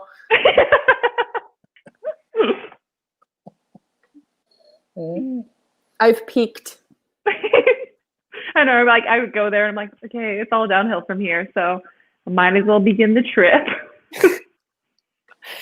Just tumble the rest of the way. Well, it's interesting. I mean, not that that's not interesting. I'm talking about Twilight. We have people that are actually commenting from all 3 platforms, which I just realized right now, which is pretty cool. I thought everybody was in Twitch for some reason, but no, I see Facebook, and then your friend Leah's in YouTube. So Yes, I sent her the links, and I was like, whichever platform. I sent them to a couple people. I always send these links to my dad, and he just goes, I don't know how to do it. And I'm like, just click on them. Oh, My dad probably messages Mark, and I don't know about it. And he just goes, I sent Mark all this stuff. And I'm like, when? I'm like, when did you? I'm like, I apologize. Dad, if you're watching this, stop bothering people. yeah, I didn't want to bring it up, but that's when you were taking your break from social media, he reached out to me. I didn't ping him about anything, and just out of the blue, he's like, I want to send you some music of Leah. And I'm like, well, okay. And then he's like, it's Les Mis. It's Les Mis stuff. And so I'm like, okay. And then I still remember this. I still have the conversation. I said, but I'm in Florida, so I can't do it till next week. And I'm like, what's that got to do with anything? Well, thanks for letting me know it exists. Yeah, no, he's a gem. My biggest supporter. But yeah, I'm like, Dad, you don't have to do this. That's fine. But he did use WeTransfer and sent me the 2 files, and he was asking me, what did I think? And I actually downloaded the files so that I wouldn't lose them because there's an expiration date. Mm-hmm. But I didn't listen to them for a while I don't remember exactly. This was quite a while ago, it seems like. Yeah. But he texted me. He was like, I sent those songs to Mark because you never sent them to him. I'm like, no, I don't. Just like, I'm like, here, let me send you everything I've ever done in my whole life. Are you ready? So. Well, and you even said, like, in the interview, you're very much a perfectionist. You want certain things the way they are. So it's like, no, I understand. That's why I would never bug you or your dad about. Actually, I probably could bug your dad and say, hey, what else you got for me? He would be so excited if you did. That's really He'd be it's really like, cool. I have videos when she was a child. No, he doesn't. But Oh, It's cool though because I like almost every live stream that I do, as long as it's at night, my mom's usually watching these things. oh, And the Alice show, she was watching them, so that's why she knew. I think Leah, I told you this before. She was saying, "When is that girl who sings that song coming on?" oh, that's Yeah, the sweetest thing. oh, Oh my yeah, gosh, yeah. She absolutely wanted to that's know. like, Yeah, your version of Never Enough. She wanted to know when is that person coming on. So I remember I said, "Here's the date and here's the time," because especially with that tour, the times were changing depending on the date. Sometimes 7 o'clock, yeah. sometimes 6 o'clock, all this kind of stuff. But no, she specifically wanted to know when are you going to be on, and I also let her know that you're on today. So it's like, hey, remember that gal, Oh, the song that you love? She's back. oh, that's so awesome. That's like the most flattering stuff. When I don't know what it is about moms, but when people are like, "My mom loves you," I'm like, "I love your mom." So Well, that's awesome. That's really good, and I've told you too that especially with that particular song before we ever did the live interview, that I had listened to it a lot. I'd be working on things. I mean, it was constantly playing right from my laptop when I was getting my show notes together for other shows even, Oh, that's and so awesome. yeah. So I really need to actually now that I'm talking about, it, I really need to go back to those Les Mis tracks and listen to them more intently because I just kind of maybe did 2 passes on both tracks that your dad sent to me. Send them Well, again. All you gotta do is ask. They're probably in your inbox now. If he's watching, it's probably already in your inbox. I'm just waiting. I'm like looking on my phone to see if he's texting me going, "You're a dick." Because I'm on here going, "Dad, stop talking to people." And he'd just text me. He'd go, "You're a dick." Oh my gosh. And then I've also noticed that, and on the same token, Anisa, that your mom follows me, at least on Instagram. And I don't know where, I think my Eclectic Arts on Facebook. So I'm not surprised. she's liked some posts recently on Instagram about either upcoming guests, when if she knows for a fact that you're going to be a part of one of these kind of things. So we all have, parents that are super supportive. Supportive. We're Yes. very lucky. Yeah, we are for sure. Yes. Okay, let me go back to my list of questions. This is awesome. I'm having a great time. Are you guys doing okay on, speaking of time, are you doing okay on time? Because it's an hour and 27 minutes we're in right now. What time is it? 11:26. Yeah, I'm good for I have work in the morning and I think I have to be there at like 8:45. So as long as I like have 8 hours of sleep, I think I'm like probably good. Okay. I could go make another drink or summon my sister to make me another drink. That's the nice thing about wine. See, here it's in a bottle. It's already like ready for me and I just like bloop, just See, that's what I should have done. now do you have margarita Margaritas mix are and you just good. No, I do the shot and then ice and then I do a whole line and then I do like a liqueur. liqueur. I don't know how you say it. The fizzy lime water. Sometimes you get it for like 2 for $5. LaCroix. That's what I get. The like if you drank a spray and then you burped, it would kind of taste like LaCroix. That would be it. Yeah, it's not as good as Sprite, but it's what needs to be done for the margarita. Yes. No, I have ginger ale. So no, with margaritas, I literally buy I worked at a bar. I have bartended in the past, and I literally am like, let's get that Jose Cuervo margarita mix, and I'm just gonna pour it in there. I don't even care. No, you shouldn't. It's gonna be good. No matter what. Here's a marg is a marg. Yeah, it is. Exactly. Anisa, if you need to go make that drink instead of your sister making it, that's perfectly fine. And Leah and I will keep this going for sure. That's not a problem. Okay, I will I'm be right back. I'm on my last beer, so eventually I'm going to have to take a break and go grab another beer. Okay, I'll be right back. Okay, yeah, we'll keep it going. So, Leah, let me ask you a question that maybe I've already asked. Okay. Our other guest who's going to go make another drink. Sure. That would make it. We were kind of talking about kids before.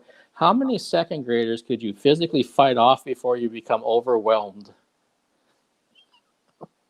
Man,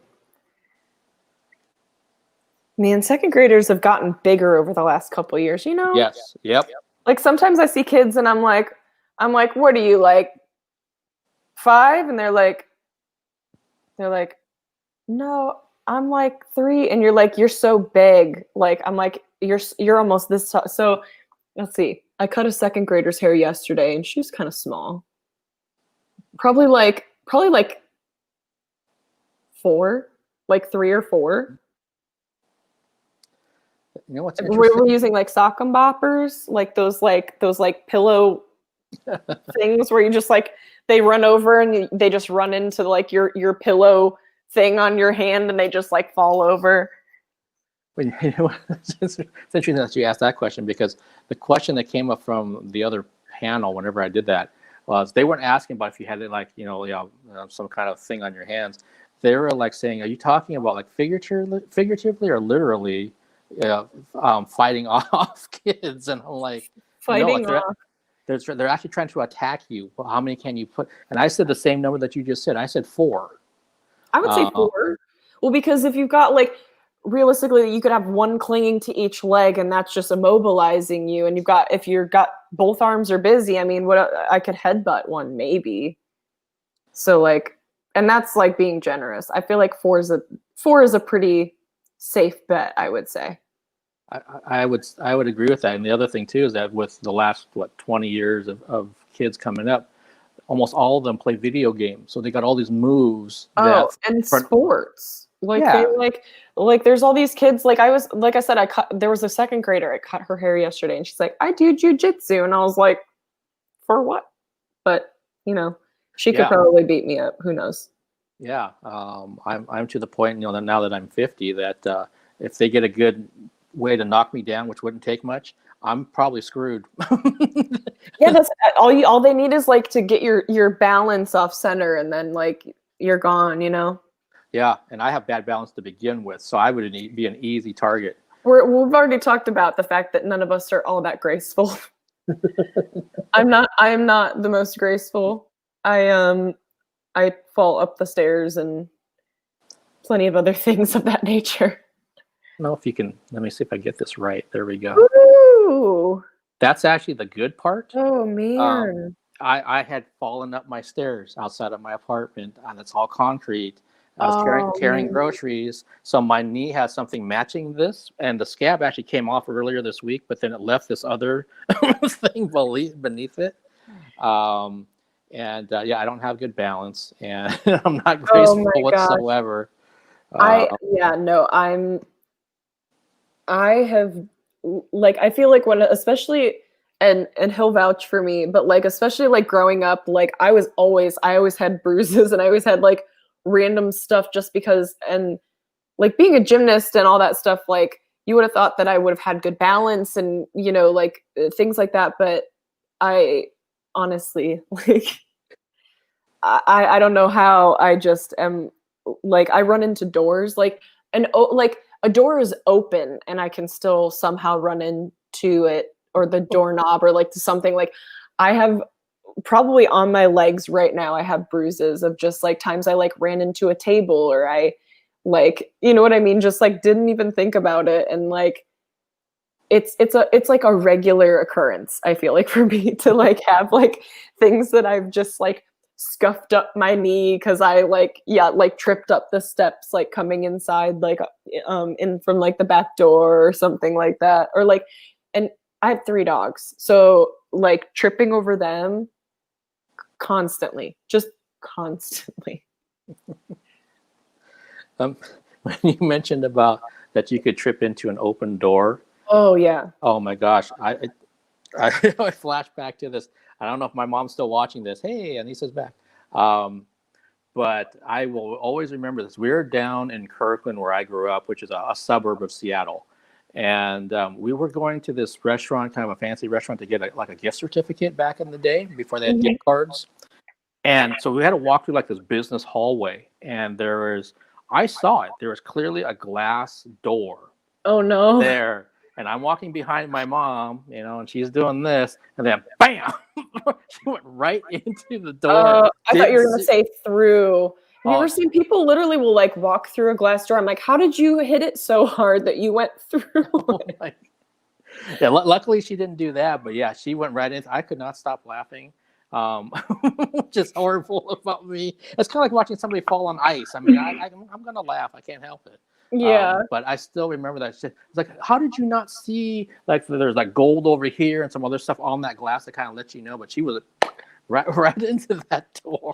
She was in a different mindset. You know, she wasn't thinking about doors. She was thinking about where she was headed. That's all. Yep, and trying to get that certificate and probably wondering where the hell's Mark at, and I was way behind her. You know what I've been really bad about lately, and this is like kind of like a different, just I'm thinking about like the distance thing, the social distancing where you're supposed to stay 6 feet away from people, like in public spaces. And I think probably part of this is because I work on people on a daily basis, and I'm right up on these people because I'm cutting their hair, I'm coloring their hair, whatever it is, like I am right next to them.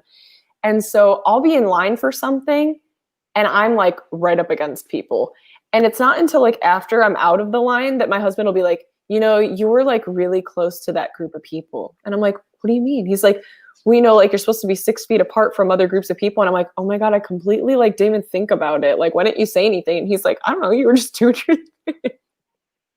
I'm like, you just like let me like, and these people are like looking at me like, what is she doing? And I didn't even know. I was just like, I don't know. Just like in line, whatever. But yeah, I just like, it's hard to get used to like that aspect of stuff still. And like, you know, they have like the little arrows that it's like, walk this direction. Like, I'm not gonna walk around the whole store. What I need is right there. I can see it. I'm just gonna grab it.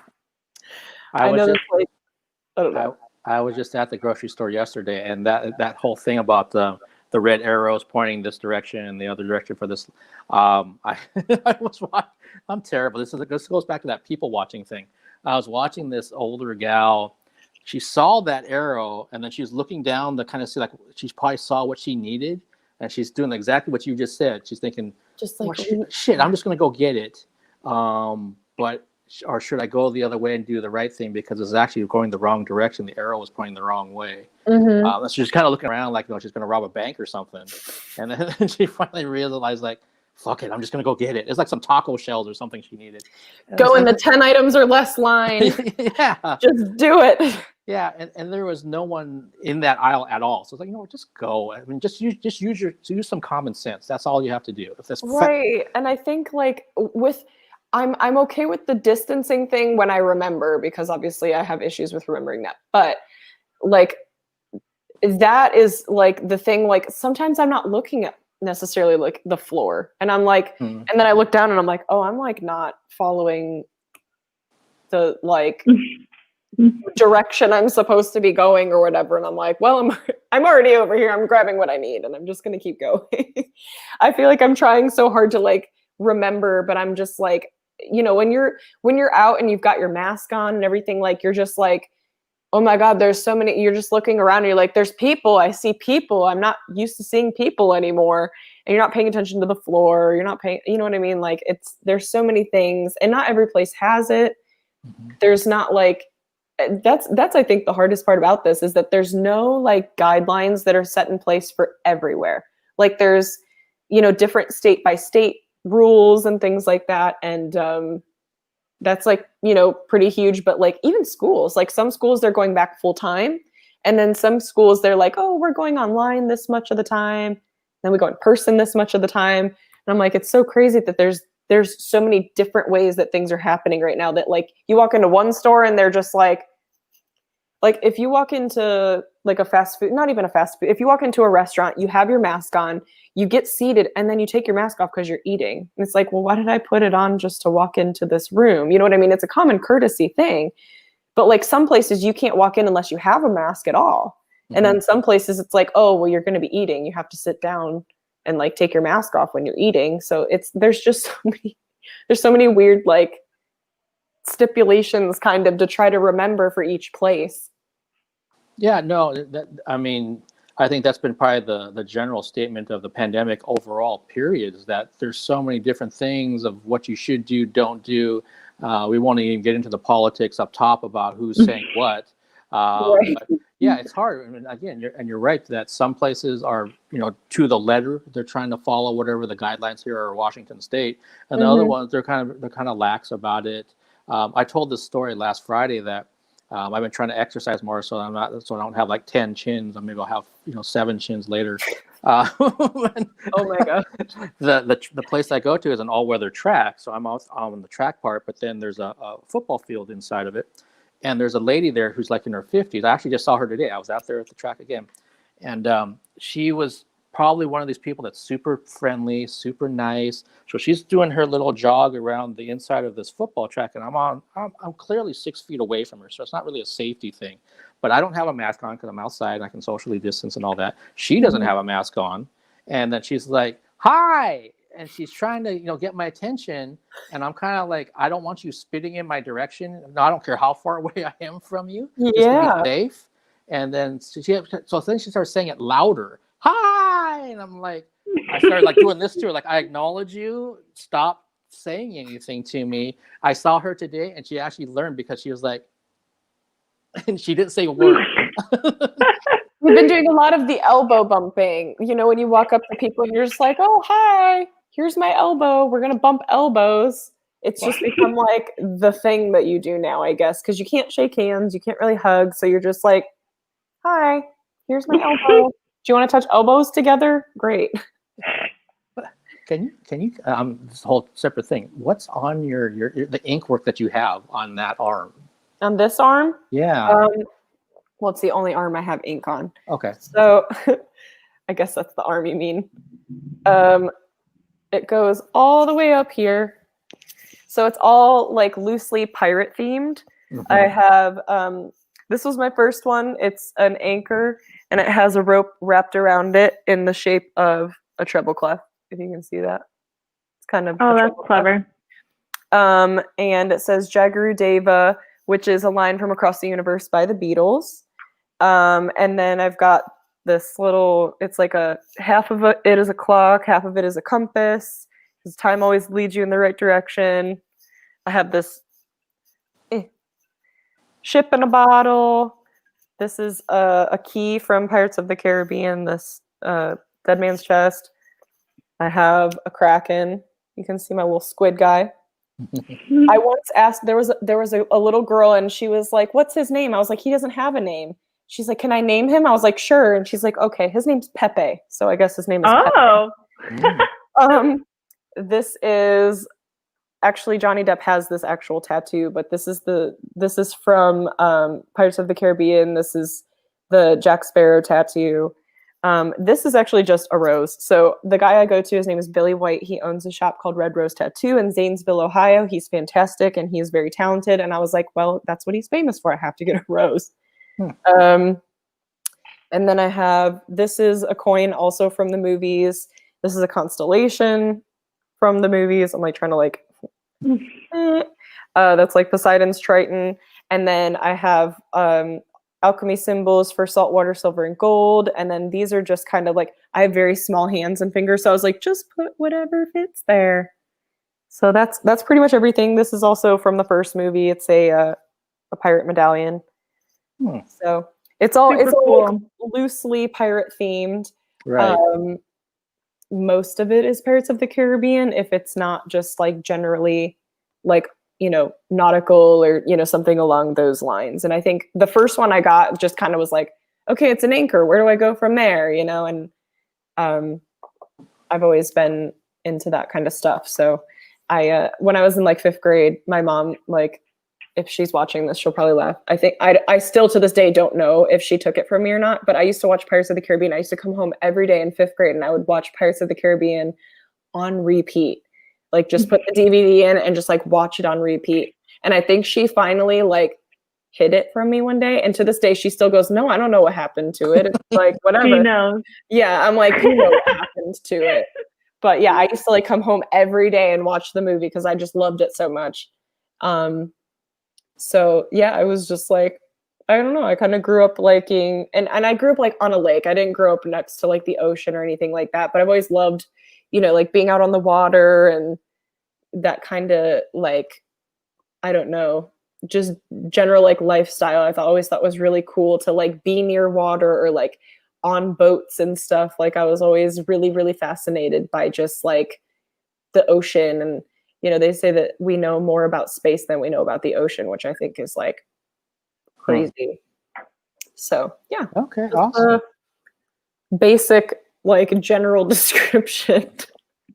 And Anisa, I know you have some ink on you too. Yeah, I have this one, which is it's a Aw. Can I do this? It's a lily of the valley. I know it's pink and not white. But I got it probably like 2 years ago. I went through like a lot of stuff, and supposed to be like a rebirth to hope and life, and I really liked that, and I always wanted a tattoo here, but it kind of seems like I need to add more. So But it's nice because it's so dainty. It's like its own little thing. yeah. Okay. Well, like I'll keep that in mind because I'm like, man, I think it just means something. No, 'cause I think it's really cute because it grabs the attention of just that one thing, and it's nice because it's like it's beautiful and it's simple, and I think that's why it's so nice.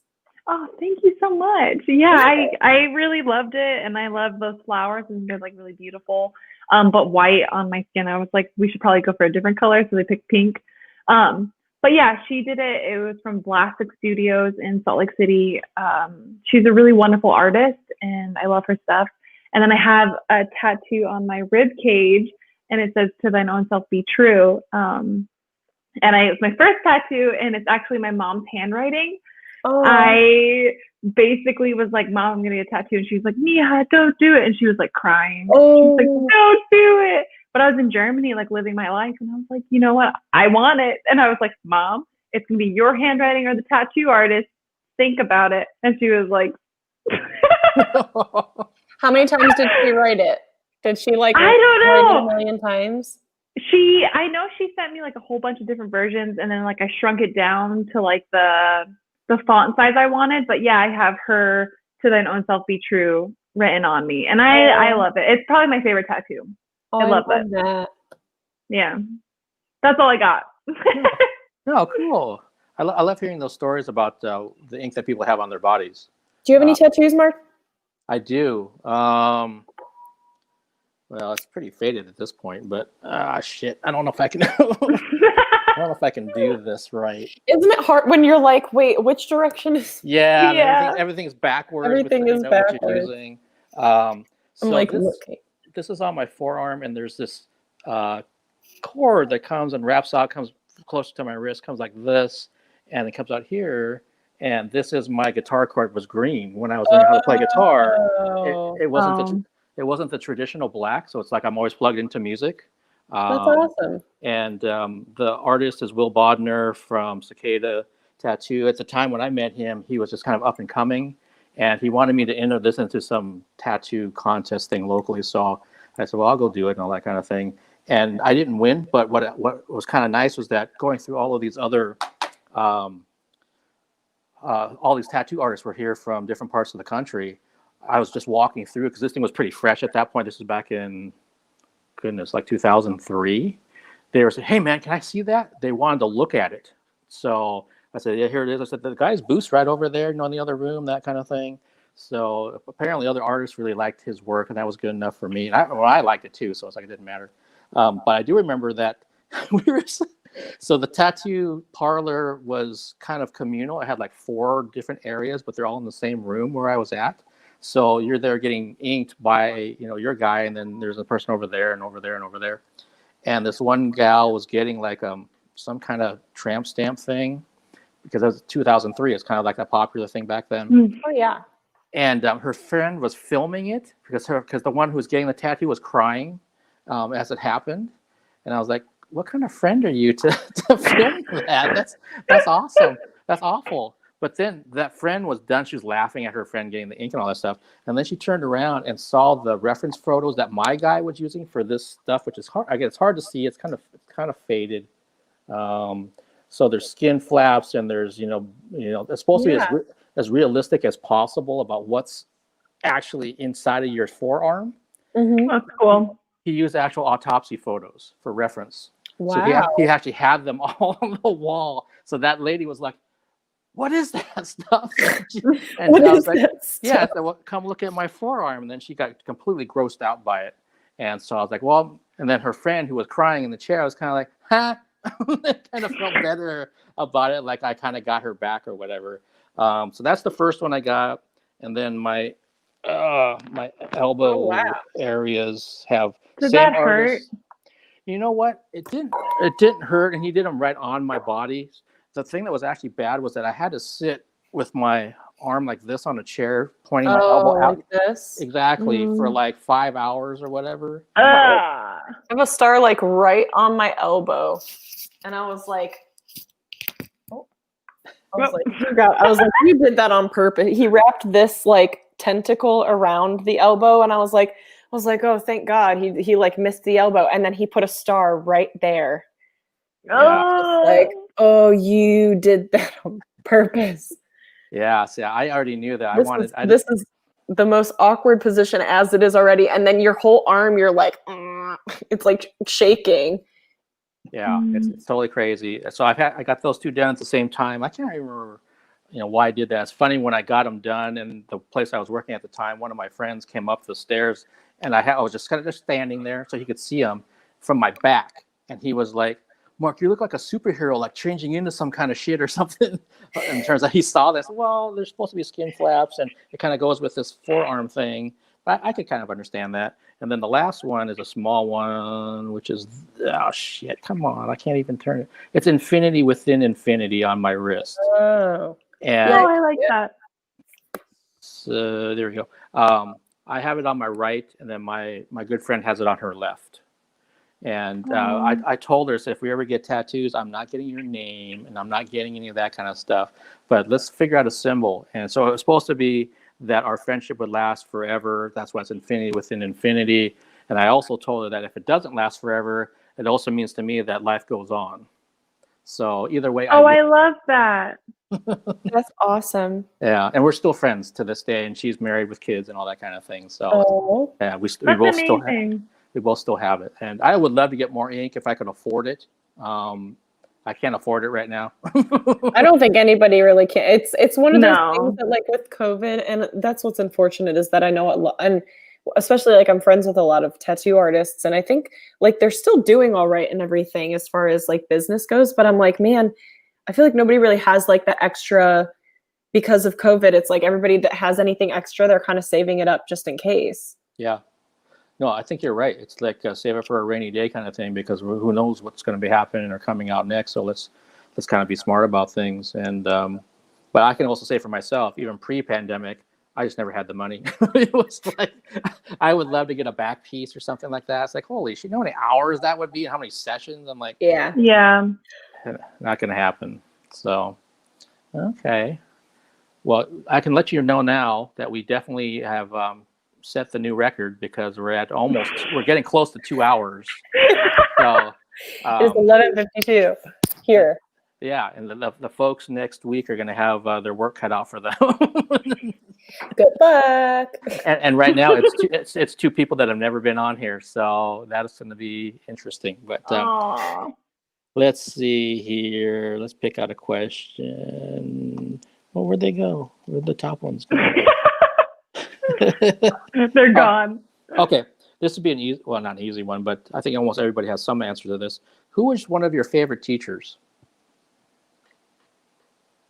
For me, my favorite teacher was Mrs. Hirschman. She was my my choir teacher growing up in like from 8th grade until I graduated from high school. She was like, I had the same choir director all throughout school, and she was just amazing. So somebody that really impacted my life musically and like helped me to move forward with that, just like as like any kind of passion in my life. Did you mention her in the written interview? I think I did. She's somebody, like I said, like, and this is one of those things, like I didn't really have to think hard about it, because she's like that person, you know, that was you know, that helped push me, like I said, just like at a young age, because, you know, and when you're that young, like you're in school, and that's the only really like musical thing that I had going on pretty much was choir. So she was, you know, the person that really helped to push me out of my comfort zone a little bit and take risks and, you know, taught me stuff that, you know, I never would have figured out on my own. So. Okay, that's wonderful. Anisa, anybody come to mind? My first instinct was I had a math teacher named Mr. Wells, and I'm terrible with math. Like I'm really bad with math, and he was probably the first person in elementary school. I can't even remember what grade, but he made me feel like even though I was bad at it and didn't feel naturally good at it, that it was okay to take my time and to try and fail each time. And yeah, I don't know. Even now, like he's still the only person that made me, he kind of like instilled that like base level of feeling like even when you're bad at something, it's still worth trying. And that was to you, Mr. Wells. And like, I hate math. So thank you. That's great. I'm thinking, well, one teacher that definitely stands out was Mr. Welch, and he was my Spanish teacher in high school. I took 3 years of Spanish. I had him for 2 years, and then I had a god-awful teacher for the third year. But Oh no. what I liked about him was that he always dressed in a suit and tie. He was also part of our leadership committee or something out at the high school, and he was also our football coach. But you would never know it. He didn't carry himself that way, and he really tried to be equitable to all of the students. I distinctly remember that if you were going to buy like school lunch, you went to the cafeteria, bought it, and then if you're a cool kid, you went out to the student union area, and that's where you ate. If you're like, you know, a square or whatever, you stayed in the cafeteria where they also had areas to sit. And without fail, every single day you'd see Mr. Welch go there and actually buy himself lunch, that all the same slop that all of us were eating if we're buying stuff from the high school. And he would sit down at different tables and talk with everybody, chop it up, eat the same food with us. And I always thought, what are you doing? Like, can't you like get something better to eat or go to the staff room and be away from us? But he was really trying to connect with everybody in that school, which was over 1,000 students easily. And he would go out to the student union part and also sit with some of those folks. But he made an effort to connect with those that were not popular, were not maybe his football players, that kind of thing. And I'll always remember that he's also the sweatiest teacher I've ever been around. It's because he was always wearing those suits and everything. You know, he'd take off his jacket and he'd have his tie and his dress shirt. He was pitting out so bad. Oh my God. Oh, no. There was always one teacher that did, you know what I mean? There was always some teacher that you were like, man, I wonder if he knows he's got those pit stains right now. Yeah, and he had to know, because I mean, they are so noticeable. Thankfully, he must have been using a lot of deodorant or something, because it didn't smell or anything, but you definitely noticed it. It's like, wow. Yeah. But I don't know what happened to him. I would assume he's retired at this point, but because our football team sucked. he wasn't good at that, but he was also, he would come in. So our Spanish class, I remember my first year, was shaped in a horseshoe, and it was 2 rows as a horseshoe. So you couldn't hide from him. And he did that on purpose. So anytime he wanted to kind of get into someone's business, he would just kind of like, he would literally jump onto a table, stand on the table. And so he might stand on, like I would always be in the second row because I didn't want to be in the front row. And he would jump on the front row person and like lean over them to say, you know, Marcos, and say something in Spanish to me or whatever. And I'd be kind of like, oh shit, what am I supposed to say back to you? Oh my gosh.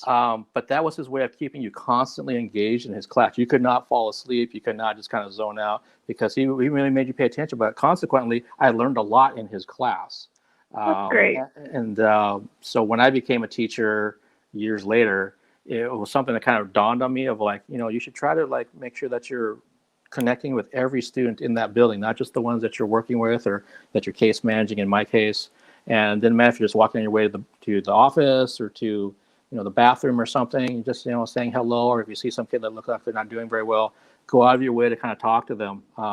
Because sometimes they really need that. And so many people, there's so much hustle bustle in a school, they just get overlooked. Yeah. So don't be that adult that overlooks this person that could really use your help right now. Yeah. Yeah. That's Yeah. awesome. I love that. Yeah, that's honestly, like, especially that as somebody that became a teacher, like to take those kinds of things that you got from a teacher that, you know, instilled those things on you, and then you were passing them on to your students yourself. I mean, and that's really, really awesome because, you know, if he impacted you that way and then you carried those things, you know, forward into your teaching, then I'm sure that you probably did the same for lots of other students. Yeah, I would hope so. I know. So I used to teach in a school district for 7 years, and then I started working with at-risk youth in a a community-based agency. So I think I've told this story before, where these are kids that were involved. There were, you know, the kids that schools did not want. They would get kicked out of the school to get sent to my program. And I still remember that's probably like 2 years after, no, maybe 3 years, 4 years after I had that kid. I was at another place I had to go to a business meeting, and all of a sudden I hear, Mr. S. And I'm kind of like, okay, it's got to be some student, obviously, because no one else calls me that. They would call me Mark instead. And I just turned around and I see like the 6'4" black kid, and I don't know who the hell he is. I don't recognize him at all. And he recognized that look on my face, like I was just perplexed. And that's when he was like, you don't recognize who I am, do you? And I'm like, hey, man, I've had a lot of students.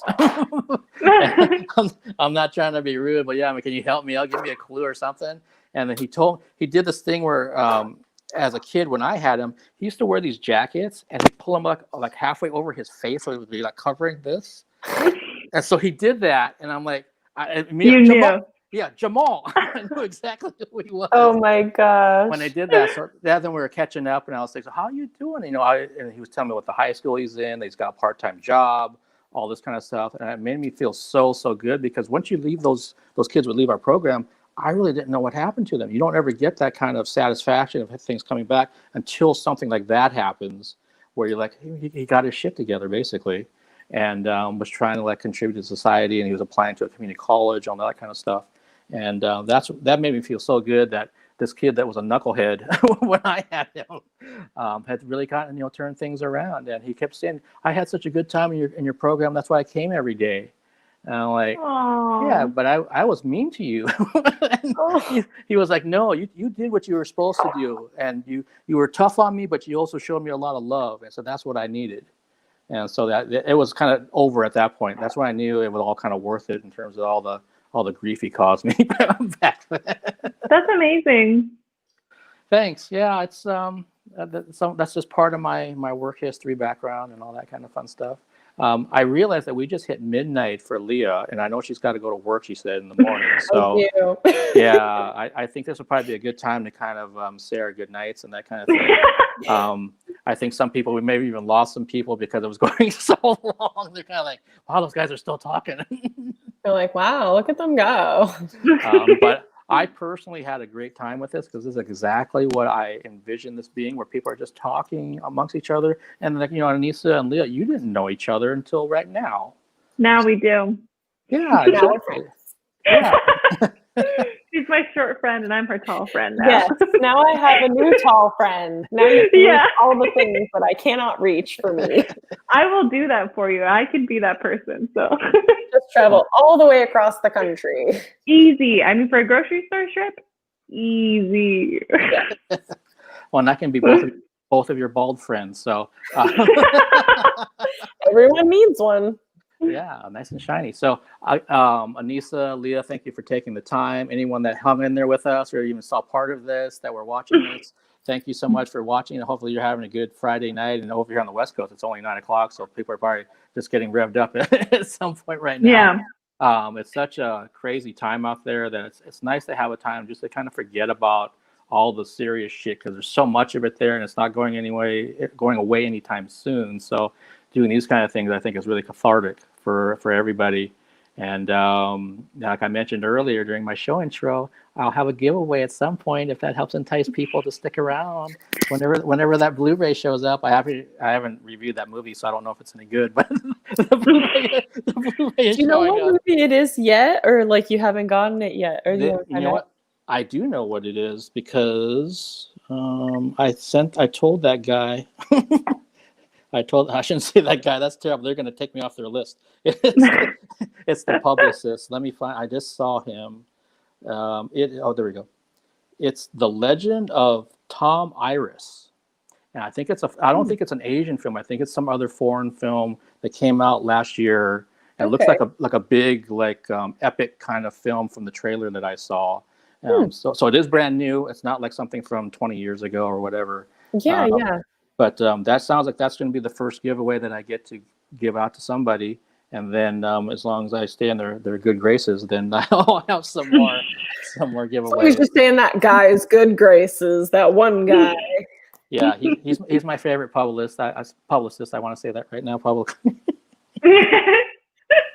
But again, everyone, thank you so much. And, Leah and Anisa, have a good night. And again, stay tuned for next Friday. We'll be back with some new guests. But if in the meantime, if you love The Warning, you're like, who the hell's The Warning? They are three sisters who are from Mexico, and they're going to be here in this, well, not this environment, but the interview environment on Sunday at 4 p.m. on the West Coast. And they've got a huge following, and it's going to be fun talking to the three sisters about the hard rock that they deliver and how they're dealing with COVID down in Mexico. So, all right, everybody, have a good night, good weekend. Thank you very much. Stay safe out there, and see you all later. Bye. And end this.